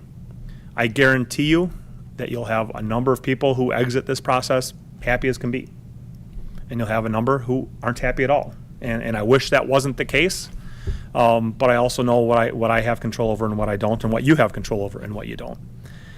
Two of the challenges we typically see, and this is important as we start talking about what's this going to cost us, the size of the increase, and most importantly, it is those situations where our typical or our first stop along the way in terms of implementation recommendations is to recommend to an organization implement based on the step that provides an increase in pay. Now, an increase in pay could mean 1 penny or $20.80, or depending on your work year, whatever that is, about $20 an hour. And for an employee looking at that and saying, well, wait a second, we did all this work and I'm getting $20 an hour, it doesn't make sense. Or it doesn't feel right to me. Now, that being said, it could be I'm getting $20 an hour today and I've got $5,000 more at the tail end of my pay structure that I didn't have before, but it's that $20 an hour that sticks in employees' minds, and I get that. The other challenge that we have is the frequent, if not almost all the time, inability to recognize everybody's years of service. It would be great, if you've been here 15 years, it would be great to be able to place you at the top end of the structure, because it would just solve so many problems from a practical standpoint. But the numbers make that cost prohibitive, and I'll show you an example of that in just a second here. The other part, in terms of implementing pay structures, I often hear, well, we'll just deal with this and we'll worry about some of the exceptions later. And there will come a time for an exception. I don't know what that is, but I also know that it can turn into a slippery slope pretty quickly, that making an exception for one department, if another department has the same factual situation and you don't make the same exception, you're in a big challenge. So all of those things are some of the problems that we see or issues that crop up during implementation. And this next slide, it's incorrect in one form in that those numbers should not be stacked on top of each other. The individual numbers are absolutely right. It's the stacking of that graph. So I'll fix the graph. I didn't realize it until I was looking at this. But that step that provides an increase, we're dealing with 240,000, give or take. But that had some pennies and 2 cents and 3 cents. But the other number that we always like to have in our hip pocket, or at least in the back of our mind, is, well, what if we took everybody's years of service with the organization into consideration? Well, that's a $1 million price tag, $1,027,000 and change. Usually not a very viable option, and that's why we don't like throwing that number out. But again, it's one of those that, as we deal with this, invariably someone's going to ask about it, and so that is your upward limit. That is not your recommendation. Let me punctuate, that's not what we're recommending. Our recommendation is to place employees in the new structure at the step that would provide at least a 2% increase. I want to unpack that just a little bit. First of all, it comes with, instead of $239, it comes with a $413,000 price tag. I believe that fits within what you've budgeted thus far. But when we say the step provides at least a 2% increase, let's just take an example. Say I'm $5,000 behind step one. Just to get on the pay structure, we need to provide an employee $5,000. I don't know if that exists, but it's certainly not out of the realm of possibility that if that exceeds 2%, it is not $5,000 plus 2%. That 2% is already baked into that. So we're looking for, as long as you get at least a 2% increase, we're going to move on to the next employee. And so that's how that is accomplished. And the reason why I like that, one, it takes away some of those issues of, the penny, 2 pennies, and it also moves some employees a little bit further along, because what invariably happens, at least with the implementation, once you get some experience with the structure, it begins to go away, is the log jam at the front end of a structure. You'll have some employees, certainly not every employee, thank goodness, but some employees who will fall to step 2 or 3 in the structure. And then in a few weeks, you'll hire somebody in the same classification at step 1 or step 2, and now you've got somebody who's been with you for 15 minutes, somebody who's been with you for 15 years, pretty close in the pay structure. And that can cause problems, and probably at some point may need to be addressed. But in terms of getting this process completed and getting a new structure in place, let's deal with that issue first, and then deal with whatever strategic matters need to in terms of placement down the road. And usually that is more of a surgical approach in terms of taking it case by case and looking at that and trying to deal with it, again, as appropriate.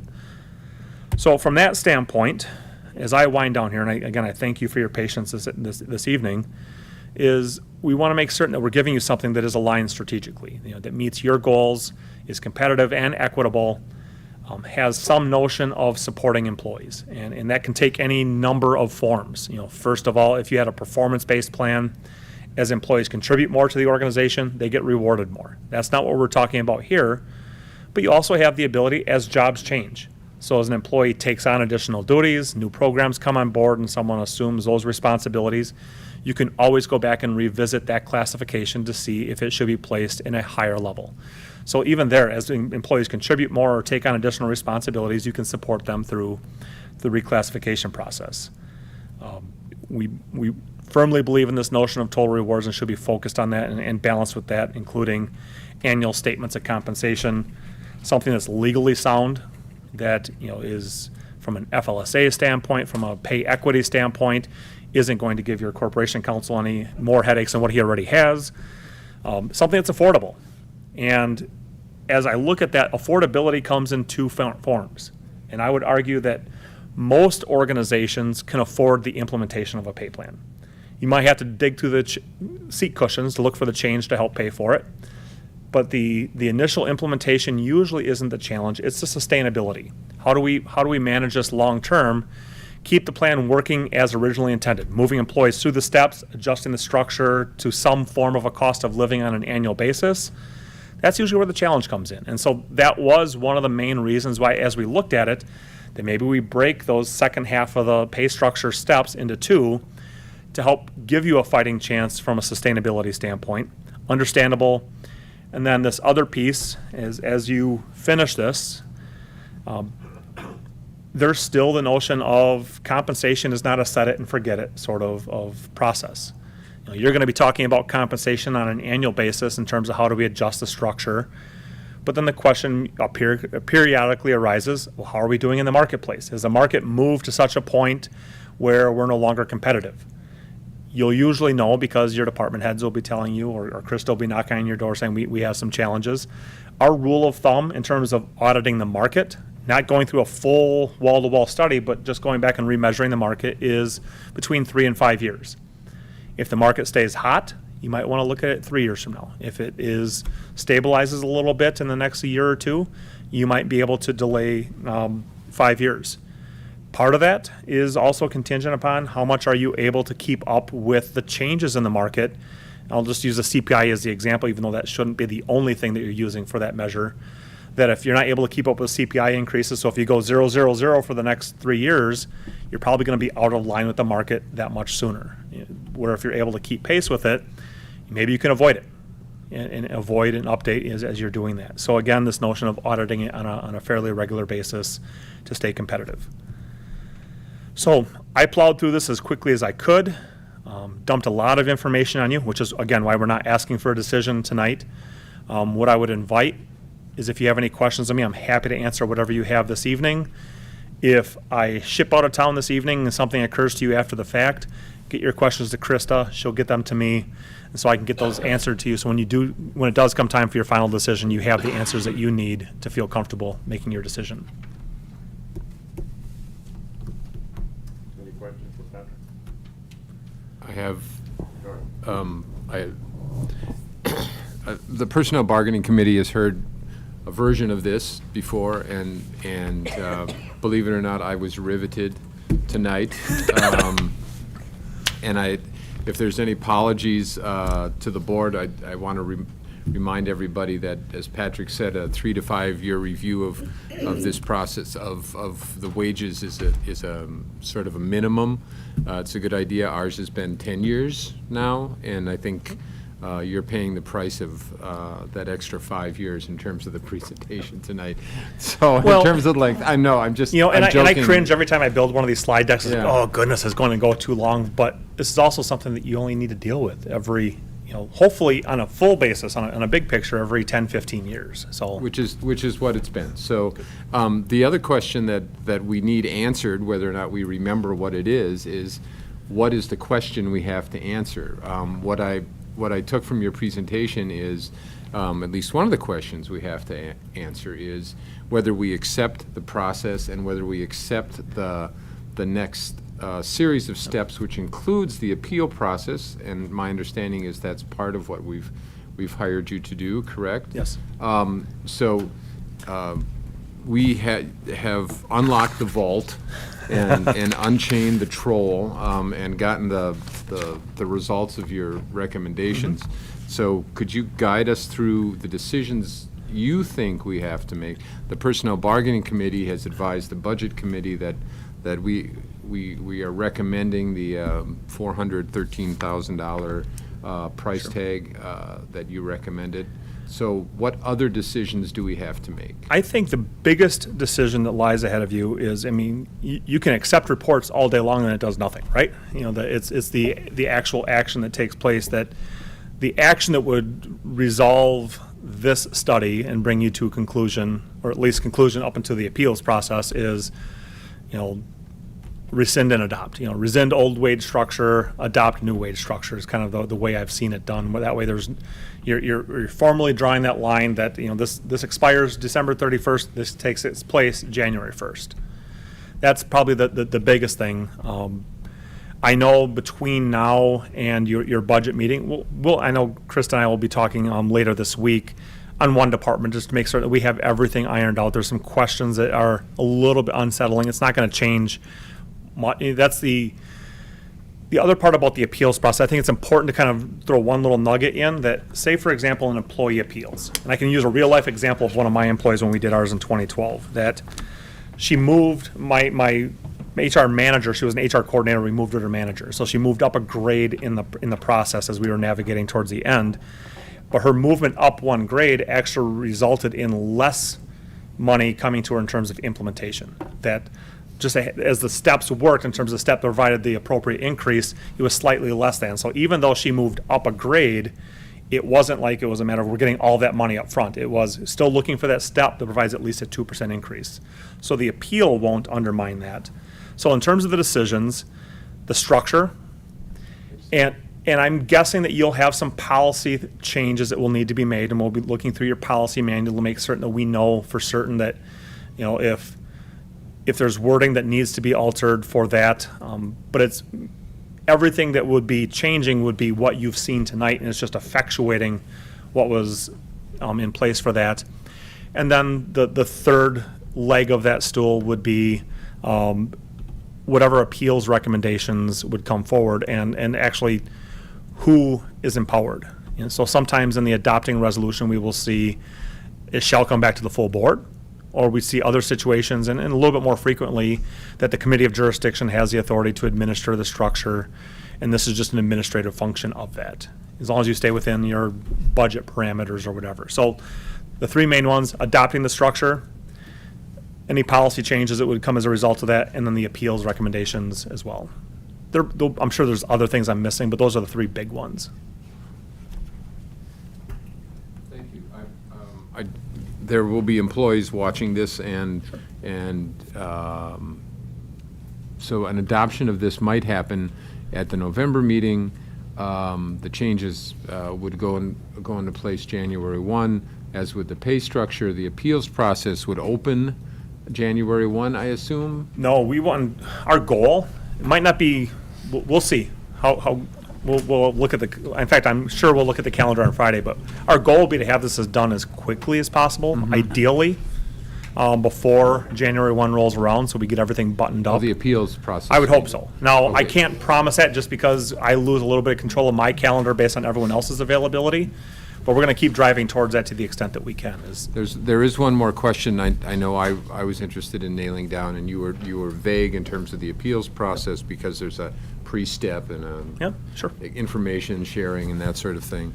How long a time period if you're opening an appeals process December 1st, how long will it go? So what we normally allow for is after adoption. So let's just say you do it in November. A 2-week window for employees to look at things, contemplate it, you find out where they're landing in the structure, and do I think I want to appeal or not? And then once we have that list, it's a pretty short turnaround, a couple days for us to quick generate, some letters, because it's a form letter that we can populate with data saying, here's your rating levels and so on and so forth. Now, once we have the information, 2 weeks to determine if you want to appeal. Okay. then we provide the data, so hopefully in a couple days, then 2 weeks after the provision of data to file that formal appeal. So I'd say about a 4.5 to 5 week window just to get the formal appeals information in our hands. And at that point, we'll work pretty quickly as quickly as we can. I know we're competing with Thanksgiving and deer hunting and all of the other holidays And that fall. after that, did you say 4.5, 5 weeks? The window closes. The window closes, yeah, that you can't practically keep it open forever. Now, I've had some people say, can we, we're okay with it going into the new year, can we offer 3 weeks instead of 2 weeks? I mean, at the end of the day, that doesn't matter to me. Just knowing that you want it as quickly as possible and trying to navigate through the final version of everything, as close to the end of the year as possible. If it leaks over into the first part of the year, it'll be just into the first part of the year. So the short of it all is that Rick Niemeyer is going to be really busy between now and the second Tuesday in November drafting a resolution related to this. And I'll be sending a whole bunch of samples of what others have done. We'll make your life easy. Sounds good. Thank you very much. Anything else? I'll get back to the rest of your business. Let's see. Other questions? Krista has this PowerPoint, right? Yes. The first, did you send it to me? Yeah. Krista, I'll send you the one, I revised it up until like 3 minutes before the presentation, so I'll send her a new one when I get to the hotel this evening. Thanks. Okay. Thank you. I think that's it. No other questions? Thank you for your presentation. Thank you. Resolutions.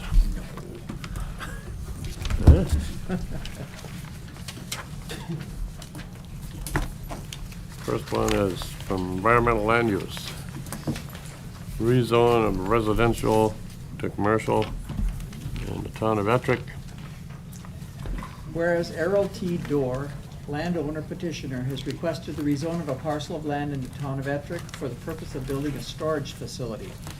And whereas the rezone is on 1 acre more or less, whereas a public hearing was held pursuant to section 59.69 parentheses 5 of the Wisconsin statutes, and whereas the town of Ettrick supports the rezone request, whereas the Environment and Land Use Committee moved to deny the rezone of this parcel from rural residential, RR, to commercial. C, because the rezone is inconsistent with the Town of Ettrick Land Use Plan and public testimony received at the public hearing was in opposition to the rezone. Now be it resolved that the County Board of Supervisors adopt the denial of the rezone, introduced by Environment Land Use Committee, George Brandt, Kellen Nelson, Beth Killian, Kurt Skoyen, Randy Severson. Mr. Chair, I'd move for adoption of the resolution. Is there a second? Killian will second. The motion is second, discussion. Mr. Chair, our Department of Land, unless he's There he home. is. Oh, there he is. He's hiding behind the post. Mike Corman is here. He can describe the process and the issues and what went on. Okay, Mike.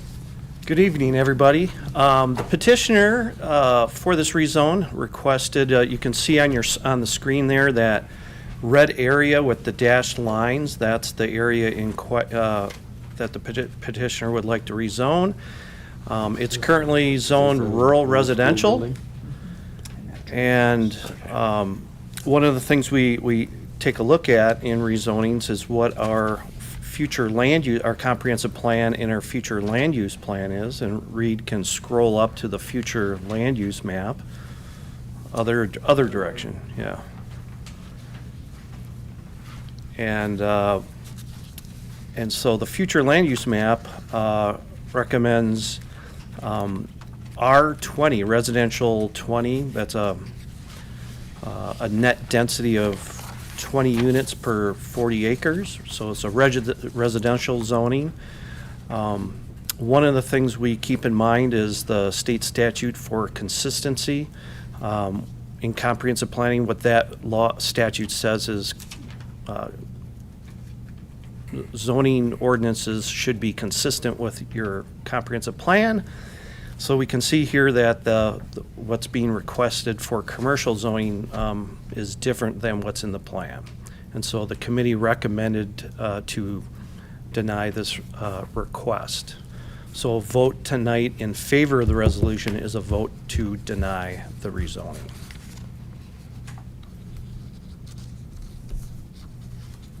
Is there any here from the opposing side, from the doors?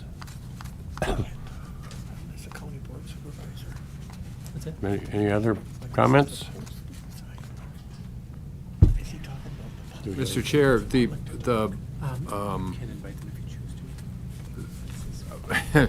this is still on the web someplace if you want to watch this, but the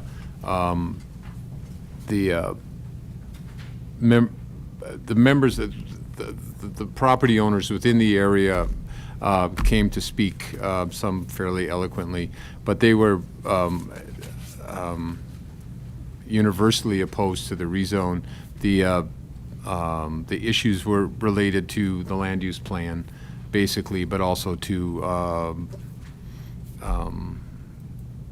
just the nature of their requests. So those who came to the public hearing were opposed to, as it says in the resolution, opposed to the rezone as well.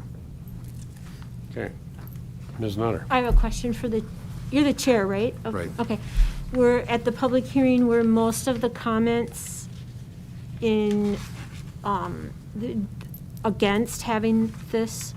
Do you remember how it kind of fared out? Yes, it was, Mr. Dorr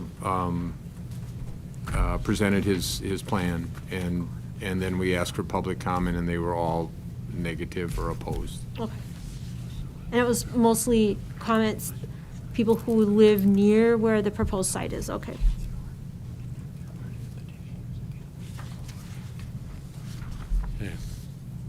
Any other questions or comments?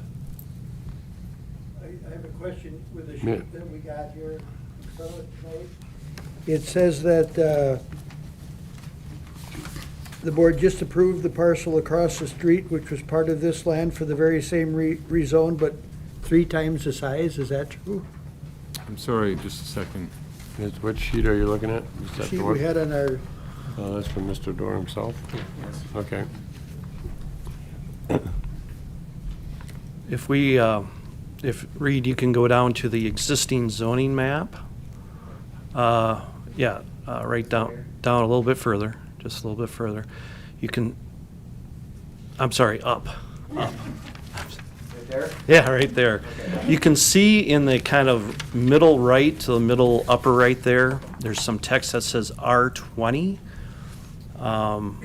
The property that was rezoned in June, approximately 2/3 of that was zoned R20, which is consistent with the plan.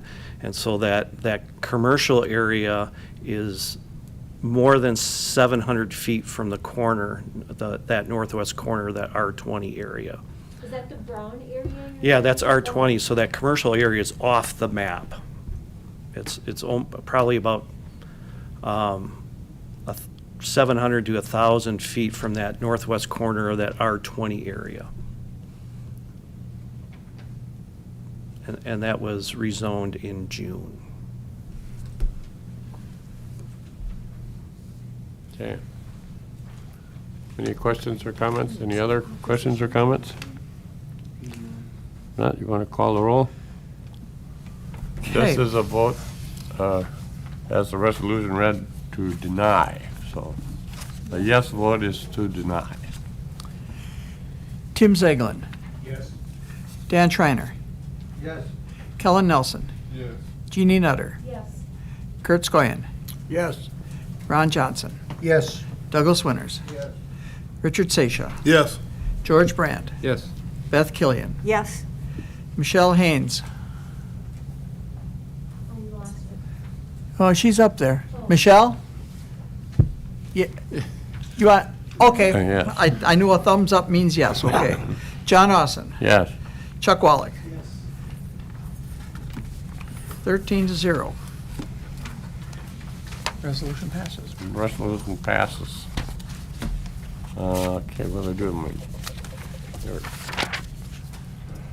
From Exec Finance, payment of the Trumbull County Healthcare Center claim from the general fund.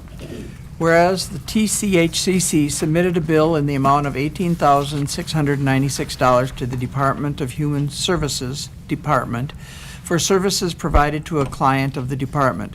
Whereas there was a legitimate dispute between the departments regarding the nature of the bill and a lawsuit was filed in circuit court.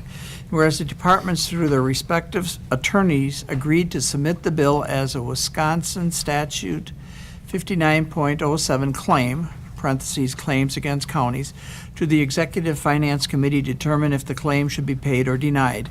And whereas the county board was previously designated the Executive Finance Committee as the committee to administer claims under Wisconsin statute 59.07. And whereas on September 7, 2021, both departments presented their positions to the Executive Finance Committee, and the committee determined that the claim should be paid.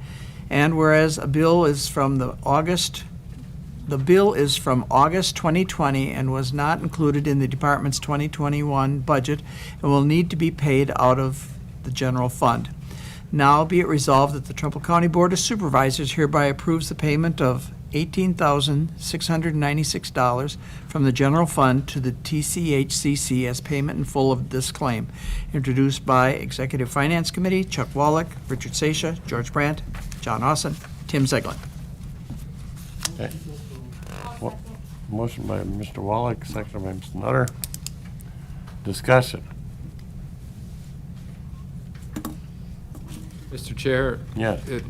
I appreciate Mr. Niemeyer's language here. It really represents the process that went forward in terms of the decision-making. I appreciated the presentation of both sides at the Exec Finance Committee, and in as much as they had both agreed that the Exec Finance Committee's decision would be the final decision, this is the end result. So that was a little history and a little support all rolled into one, and appreciation. Okay. Any other comments? We'll call the roll. John Austin, Yes. Chuck Wallach, Yes. Tim Zeglin, Yes. Dan Schreiner, Yes. Kellen Nelson, Yes. Jeannie Nutter, Yes. Kurt Skoyen, Yes. Ron Johnson, Yes. Douglas Winters, Richard Seisha, Yes. George Brandt, Yes. Beth Killian, Yes. Michelle Haynes. Yes. Oh, Nice, yay. we heard you. 13-0.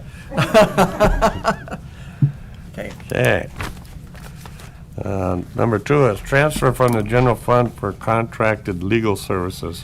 Whereas outside legal counsel, Attorney Mindy Dale has been retained by Trumbull County for oversight of a personnel matter. Whereas Trumbull County will be utilizing the assistance of this retained counsel for several months.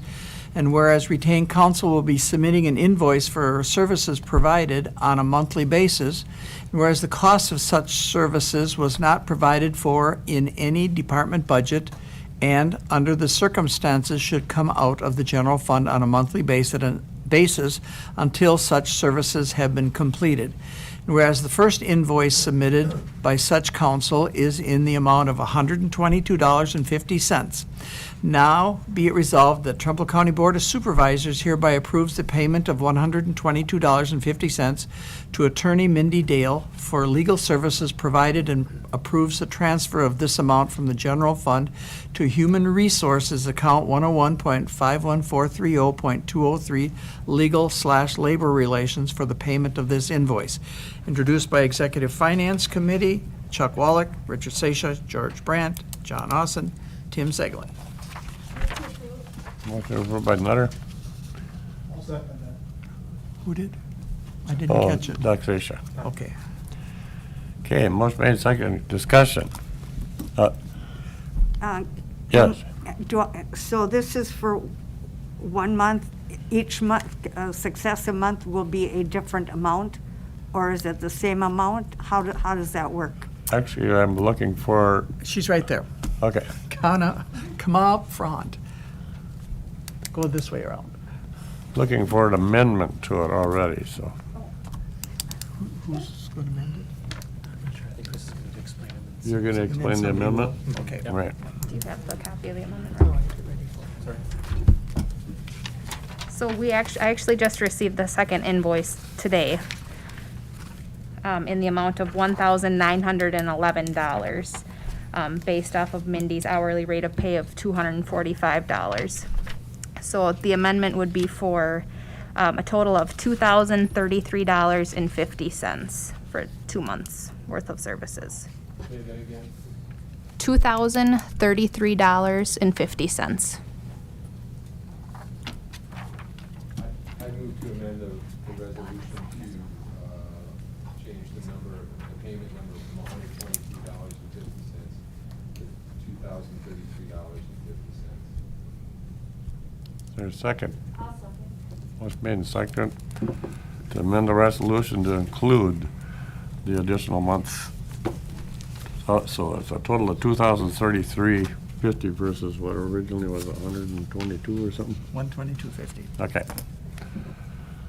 So could you still clarify for me that each month until whenever we'll be getting a bill that will be coming out of the general fund? Is that correct? Right, that's the way it's written at this point. So we'll just have to do this on a monthly basis, approve the, Thank you. Now I'm confused. yeah. This does not finalize the bill. This is just for 2 months' work. So were you asking if every month we're going to see a bill at the Correct. county board meeting? Resolution. Okay.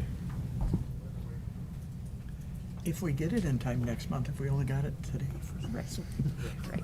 I don't Oh, think we it- won't have it in time You for won't the have it next in one. time next month. No, there won't be one more than likely in November.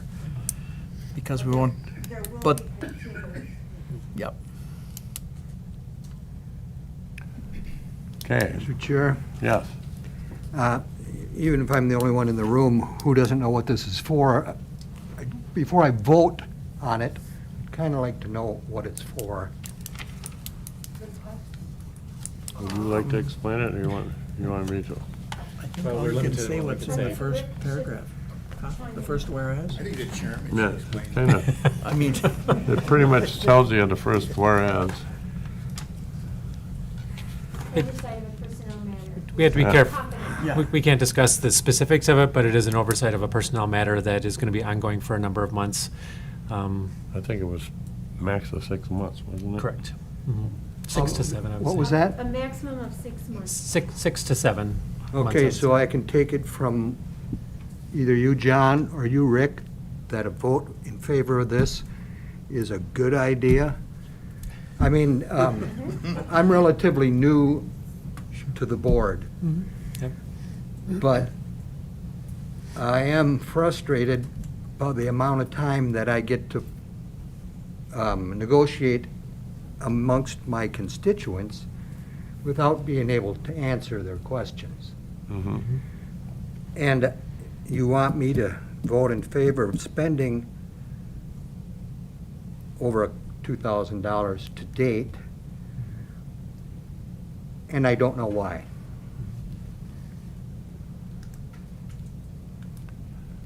I have a problem doing that. Certainly. I can probably explain it to you, come to my office one day, or you could go up to Rick's office and he can explain it to you. Certainly can. It's something that we can't discuss in open session, but. Right. certainly Understood. something I can- Is this one of those deals where the committee that got appointed to deal with disciplinary issues was dealing with this? Actually, it was exec finance that dealt with this one. Okay. If there are no other questions, we can call for the vote on the amendment. This is the amendment to raise the amount from the 122 to the 233.50, $2,033.50. Does that have to be a roll call because it's money? I think the amendment can be voiced, but then the actual. Yeah. Yeah. Should be that's The roll what I- the amendment can be voiced, it doesn't have to be roll call? So all those in favor of the amendment, which is raising it from the 122 to the 2,033.50, signify by saying aye. Aye. Aye. Opposed? It's carried. Now we can go back to voting on the amendment as amended, The resolution. has- the resolution as amended. Call the roll. Okay. Kurt Skoyan. Yes. Ron Johnson. Yes. Douglas Winters. No. Richard Seisha. Yes. George Brandt. Yes. Beth Killian. A reluctant yes. We have to pay the bill, but Michelle Haynes. Yes. John Austin. Yes. Chuck Wallach. Yes. Tim Zeglin. Yes. Dan Schreiner. No. Kellen Nelson. No. Jeannie Nutter. Yes.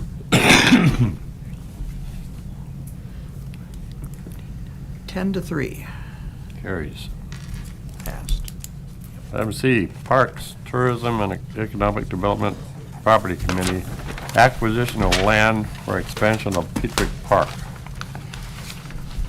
have to do this because it's a two-pager. Whereas in 1971, Petrick Park was created from land that was donated to Trempealeau County in memory of Joe Petrick Jr. for the purpose of 4-H and youth education.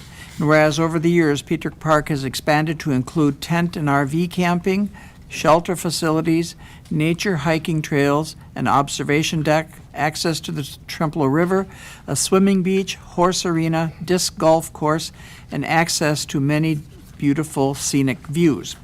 And whereas Trempealeau County has been presented with an opportunity to expand the size of Petrick Park through the donation of additional approximately 6.2 acres adjacent to the existing park.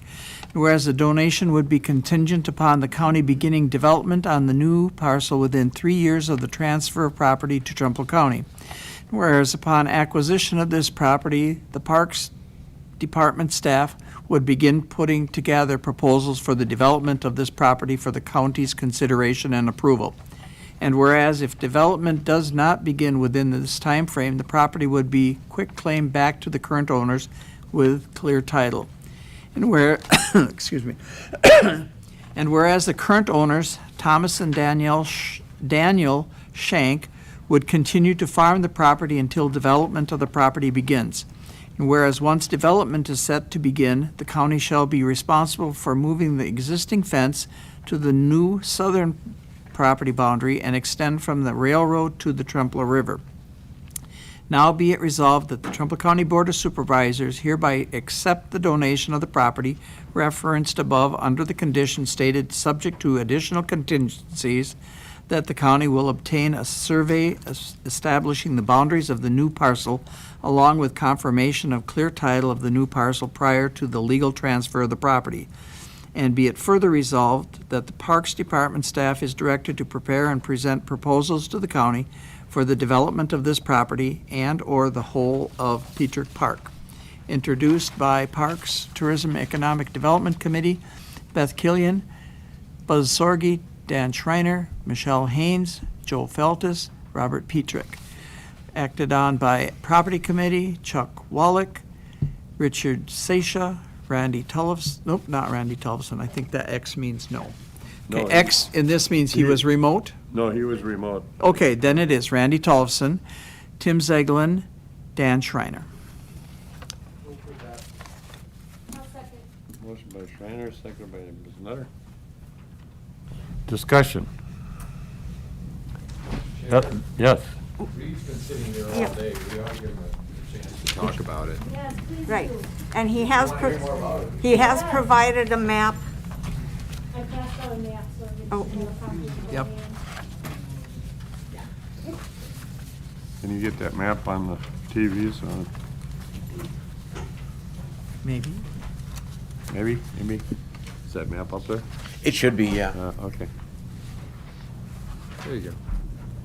And then you'll have to click share. Derek's coming.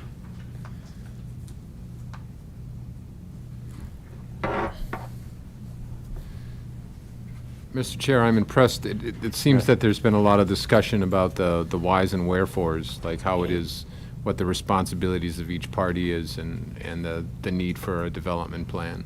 Do you want to talk about where that might be going, the development plan? Well, we've certainly thrown around some ideas, but we're obviously open to any other ideas as well. There was no specifics actually said by the current owners of what they would like to see, just some sort of development of some kind within the 3 years. You know, there again, I have some ideas, other staffs have some ideas, but it's those are going to be presentations we'll be putting together to present to the PTED committee at this point. So, Just for information wise, how big is the park? the whole park itself before the acquisition, it's Yeah. around 100 acres. So, but a good share of it is across the river and really not usable, That's correct, yes. so. One other thing I'd like to add, I think one of the things we need, that you're looking at, is more activities for children. Correct. Right now, there is a minimum amount of children activity, and the parents don't want to come there if there's nothing for their kids to do. So our talk was, if we can make it so the kids have something to do, more parents will come. That's kind of the plan, yes. You know, the park sits empty and idle most of the time, and it would just be nice to have, you know, more activity out there and turn it into a place that families would like to come into the county. And yes, Jeannie. And I'm so glad you brought that up, Chuck, because one of the things that we've talked about a lot is a water feature at the park, which would be similar to, I think it's the one at Stony Creek, is that the pond? You know, it looks like a pond. Yes, but I'm it's- not sure about Stony Creek exactly, but I know there's other campgrounds in the Right. area, or at least in the state, that have these types of features. That I was thinking something along those lines. If at you least. could explain that, because I think that would be a really big draw to the park for, you know, water features are, and it's not gonna be like a pool, cement pool. It's very environmentally, It'll be melded into the area that we'd put it in. Right, it would be an aerated pond that's approximately probably an acre in size, with a beach surrounding the entirety of it. Maybe some shade structures nearby, parking, that kind of thing. There'd be a liner put in. It'd have to be a certain amount of depth there, and then there'd be, you know, flotation features out in the middle. Just a thought that I had at this point. Obviously, a lot more looking into it, because the land acquisition is the first step. But it's just one of the ideas that I had. When does the 3-year date start? Upon the transfer. Okay. Thank you, Rick. Didn't know the answer to that one. Anybody else have any other questions? And we can't thank the current property owners enough for this generous offering, you know, donation Nice here. so. donation. So, hearing no comments or questions, all those in Oh, got to call a roll. I think so. It's a donation. I think we'll call a roll on it. Anyway, okay.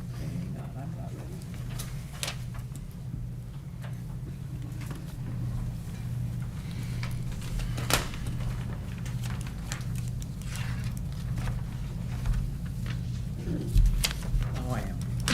Okay. Ron Johnson, Yes. Douglas Winters, Yes. Richard Sasha, Yes. George Brandt, Beth Killian, Yes, Michelle Haynes, Yes. John Osson, Yes. Chuck Wallach, Yes. Tim Zeglin, Yes. Dan Schreiner, Yes. Kellen Nelson, Yes. Jeannie Nutter, Yes. Kurt Skoyan. Yes. 13 to 0. Okay. Item D, Audit Committee. Thank you. Thank you. Audit Committee, member claims. Okay. Whereas the Audit Committee has audited the following claims and recommend that they be allowed as follows. John Austin, $1,098.14. Wow. George Brandt, That's the biggest one yet. I didn't inflect my voice this time. George Brandt, $464.24. Joe Feltus, $138.08. Michelle Haynes, $427.89.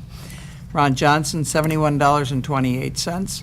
Beth Killian, $387.58. Sally Miller, $79.12. Kellen Nelson, $124.64.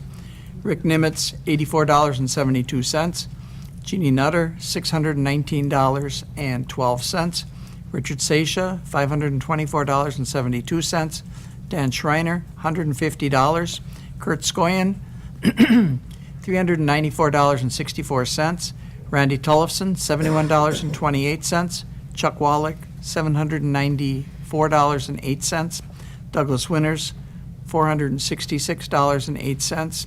Tim Zeglin, $290.32. Total per diem, $4,950. Total expenses, $1,235.93. Grand total, $6,185.93. Now be it resolved that the claims be allowed as shown.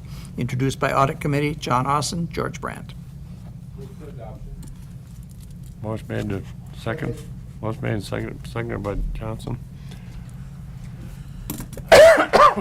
We'll just call the roll. No questions. Dan Schreiner, Yes. Kellen Nelson, Yes. Jeannie Nutter, Yes. Kurt Skoyan, Yes. Ron Johnson, Yes. Douglas Winters, Yes. Richard Sasha, Yes. George Brandt, Yes. Beth Killian, yes, Michelle Haynes, Yes. John Austin, Yes. Chuck Wallach, Tim Zeglin. 13 to 0.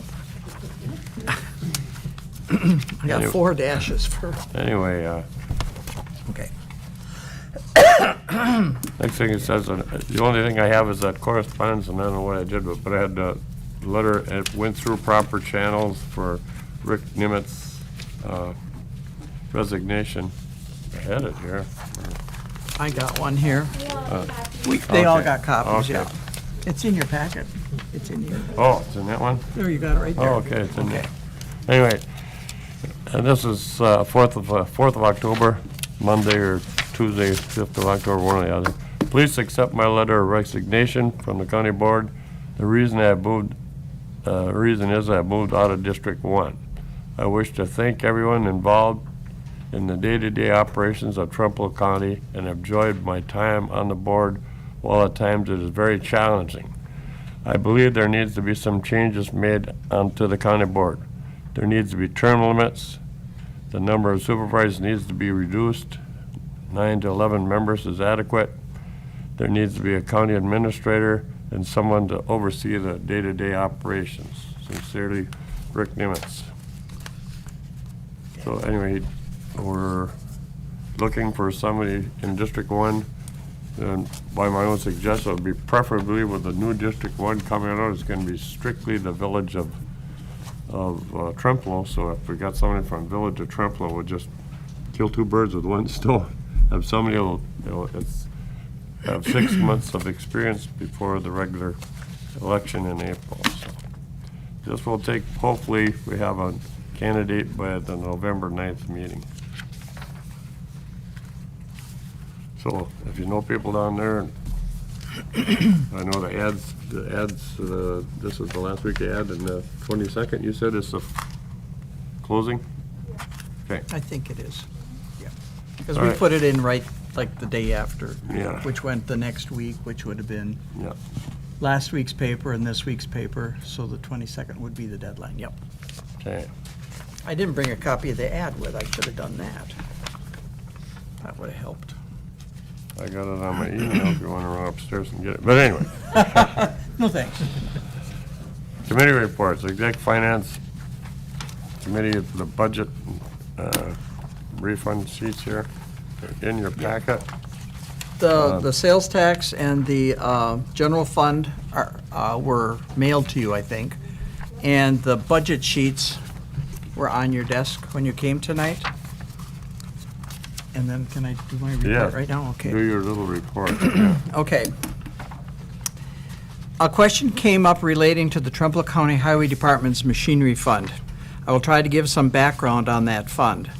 The state of Wisconsin allows county highway departments as an internal service fund to have the machinery fund.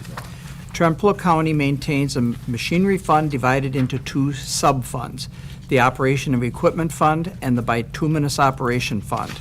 On your desks is the 2020 Audited Highway Department Analysis of Highway Funds. Should look like this. It shows a balance in the machinery fund of $4.1 million for 2020. On your desks is the budget update that I give you each month. That's this one.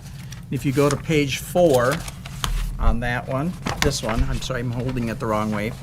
On page 4, you'll see the report shows the operation of equipment, which is the 53240, and the bituminous operations, which is the 53241, at approximately $4.1 million. Also, there's a small difference between these two numbers because we budget in September and October for the next year, and the actual number is not available until after the audit, which takes place in June or July of the next year. There is no levy for these funds as they are self-generating. This means that when a project or job is done by the highway department, the machinery used for that job is charged to the job with a corresponding revenue to the machinery fund. The state also establishes the rates for the county highway departments that county highway departments can charge on projects and jobs. These generated revenues are then used to purchase all materials for inventory, such as sand and gravels for the asphalt plant, oil for the asphalt plant, diesel fuel, parts and repairs for equipment, and all buildings and grounds expenditures on the 5 different properties, totaling nearly $4 million per year in expenditures. In addition to that, all equipment is purchased from this fund, which is typically another $1.3 million per year.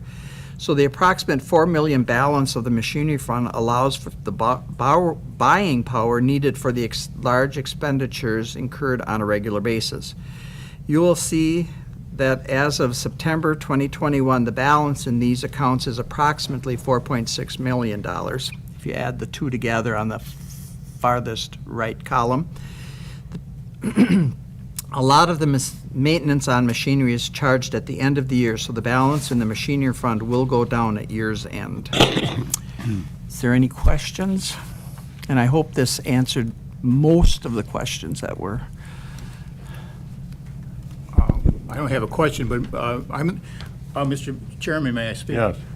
I'm the one who asked Paul to enter into this discussion, and I'm going to try to ask to continue this discussion. We've been here a long time, so this isn't the right time or place, maybe, but I would like to continue it at the Executive Finance Committee at the next meeting. The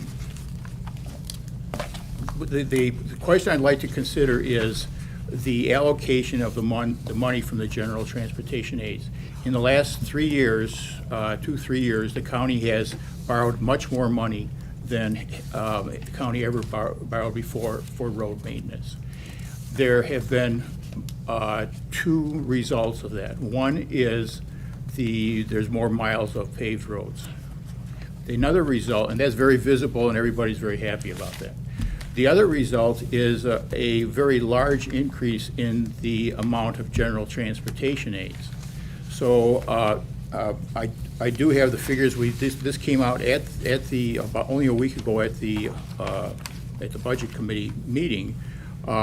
The Highway Department in 2019, no, let's start with 2018. That's where the numbers start. In 2018 budget, the Highway Department reported $800,000 going into this fund. The county received from the state $892,000. In 2019, the Highway Department reported $800,000. We received $846,000. In 2020, the Highway Department reported $800,000. We received quite a bit more. This is probably the first loan. We received $958,000. In 2021, the Highway Department reported $800,000. We received, it must be a repeat, of $800,000.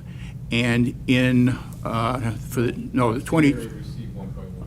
and this year, for the 2022 budget, the Highway Department again reported $800,000. We actually received, a little over $1 million, 1.149 million. All that extra money has gone into the bituminous fund, has gone into the equipment bituminous fund, but it is increasing at a very, very rapid rate. And I'd like to bring it before the whole board now, but especially the Exec Finance Committee, to look at that allocation. Those two funds are supposed to repair or supply money for emergency repair of equipment, either trucks or moving equipment or the bituminous plant. But it keeps building up at the rate we're going. It's building up at a very rapid rate. And I would maintain that the whole county borrows that money.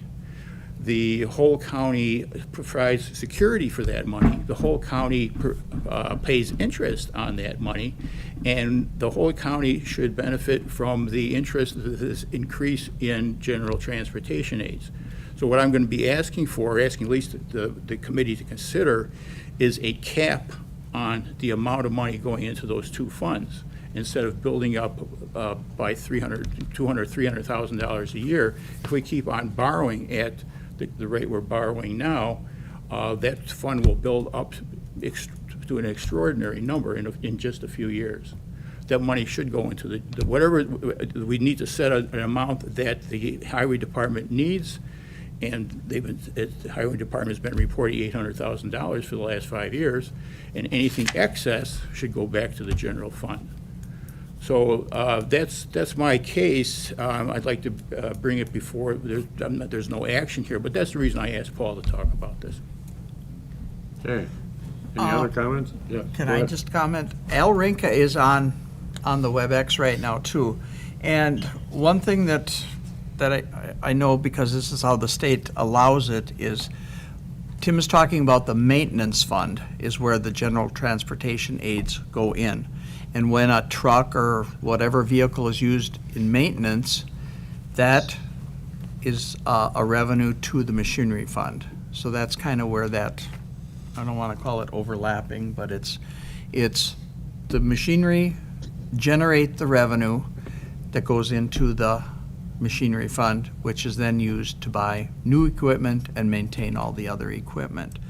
Now, when we're talking about the borrowing part, and if you want to look on this thing again, I got it upside down, but on the back page, the maintenance fund is the 53311 account. That's where that transportation aids goes. But then as the expenses come out of that or go in that fund, the revenue of the machinery goes to the machinery fund. And with the borrowing that we have, now that one's the 53318 account, which is just two down from the maintenance. That's where the borrowing money comes. And again, If the highway department does the work, the machinery generates revenue from that and goes into the machinery fund. Just as kind of a clarification, but. Yeah, it doesn't go directly, the extra from 800,000 doesn't go directly in. They use it, it still gets used. It was just sort of like the figure we use for county board pay. We've never used the budget amount that we budgeted, we've never used that yet, but Al, I see you're on. Can you answer this question?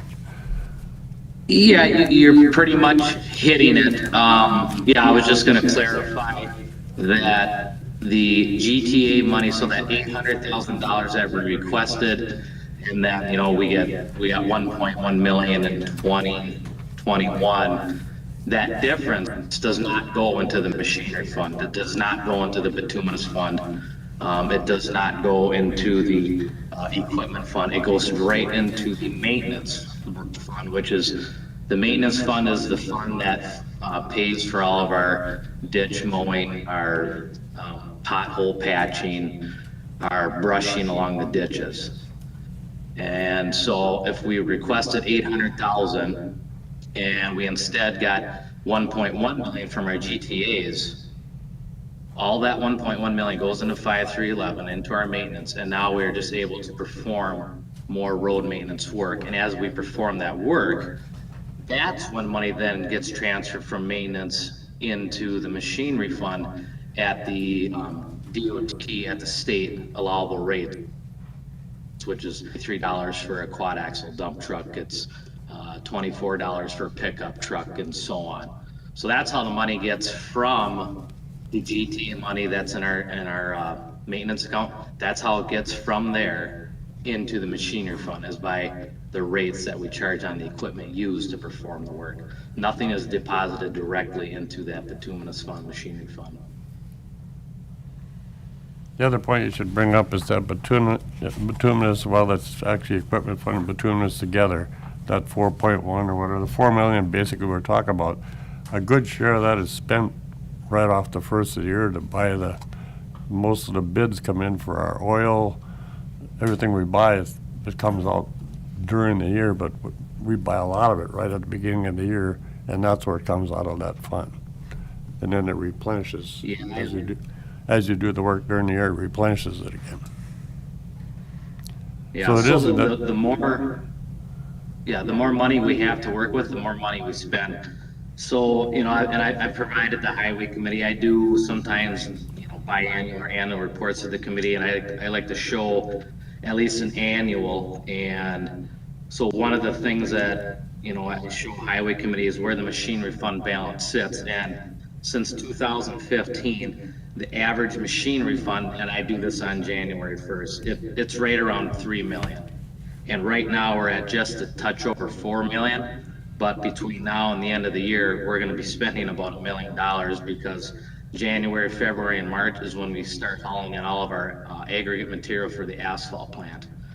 And with this additional bond money we've got, our tonnages have increased tremendously. So we're going to be hauling in, you know, about $1 million worth of aggregate in January, February, and March. And then at that same time, we're also going to begin purchasing our 2023 or 2022 equipment. So we'll be, you know, cutting checks for equipment as equipment is ready for us, you know, to pick up or it's delivered throughout the whole calendar year. But so there's a lot of expenditures that come out of $4 million. It looks nice, it sounds nice, but it needs to be a large number just because everything we do is expensive in the highway world. Hey, thank you. Did that kind of answer your question? Yeah, absolutely. I think it was a good question brought up. It's like to be transparent. Yes. It seems like that money that comes from the state, I mean, I'm not a highway department person, but I don't see that any of that money could be just slid into our general fund, because that's not what it's for. No, because the highway department is an internal Right. service fund. Right. It's almost the same way as the healthcare centers and Right. enterprise fund. Just because they make more money at the end of the year our general fund doesn't get any of Right. it. I mean, it Yep. would be illegal, or we would not be able to do that. Okay. Correct. Is there any other comments while we're on the subject? No, I'll go on. Sally's not with us tonight. Deb, do you have a COVID update?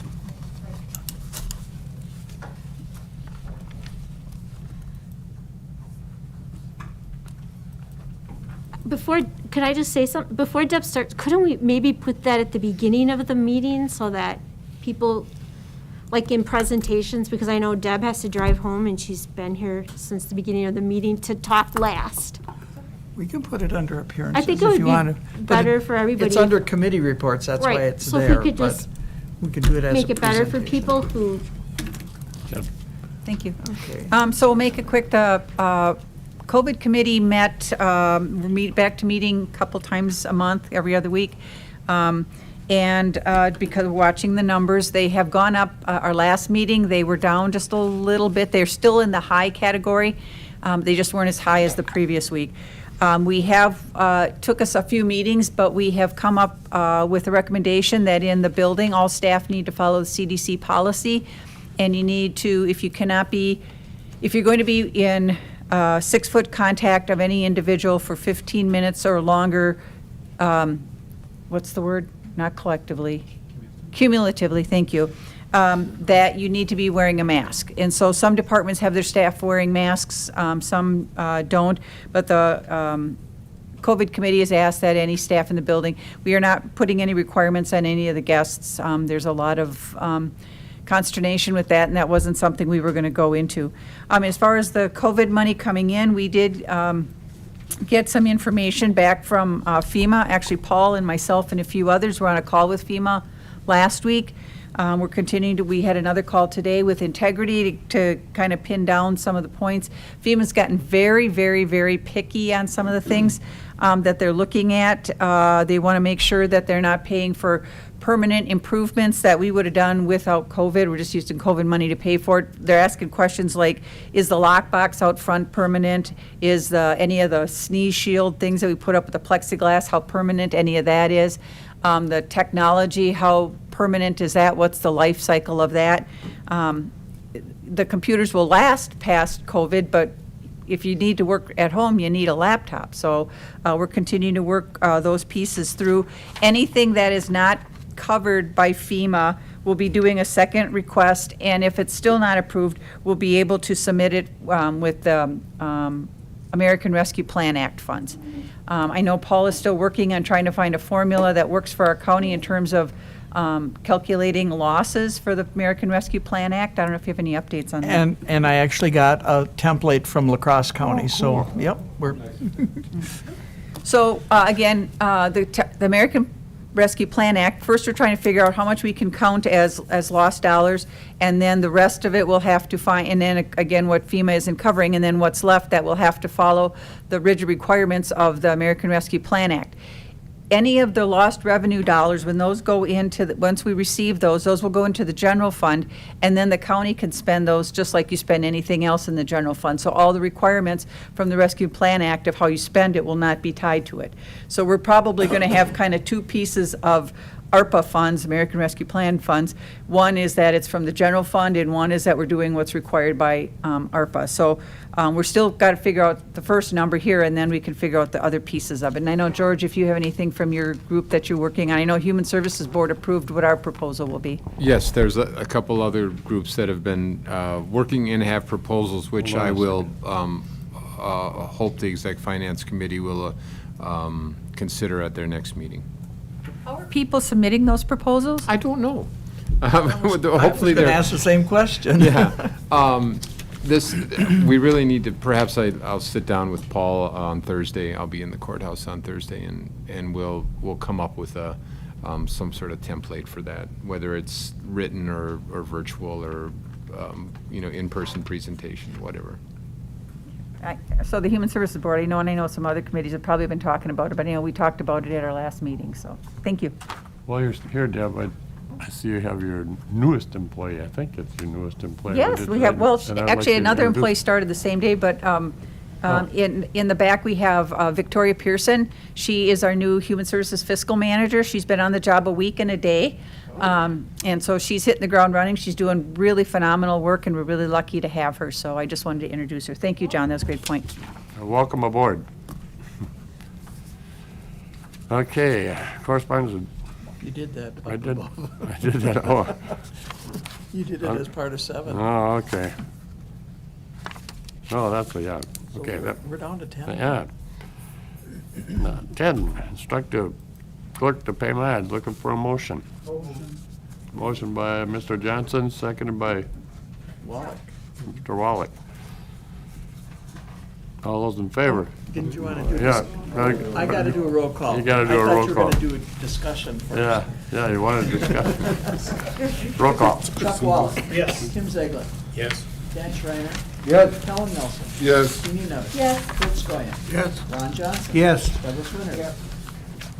Richard Seychelles. George Pratt. Deb Killian. Yes. Michelle Haynes.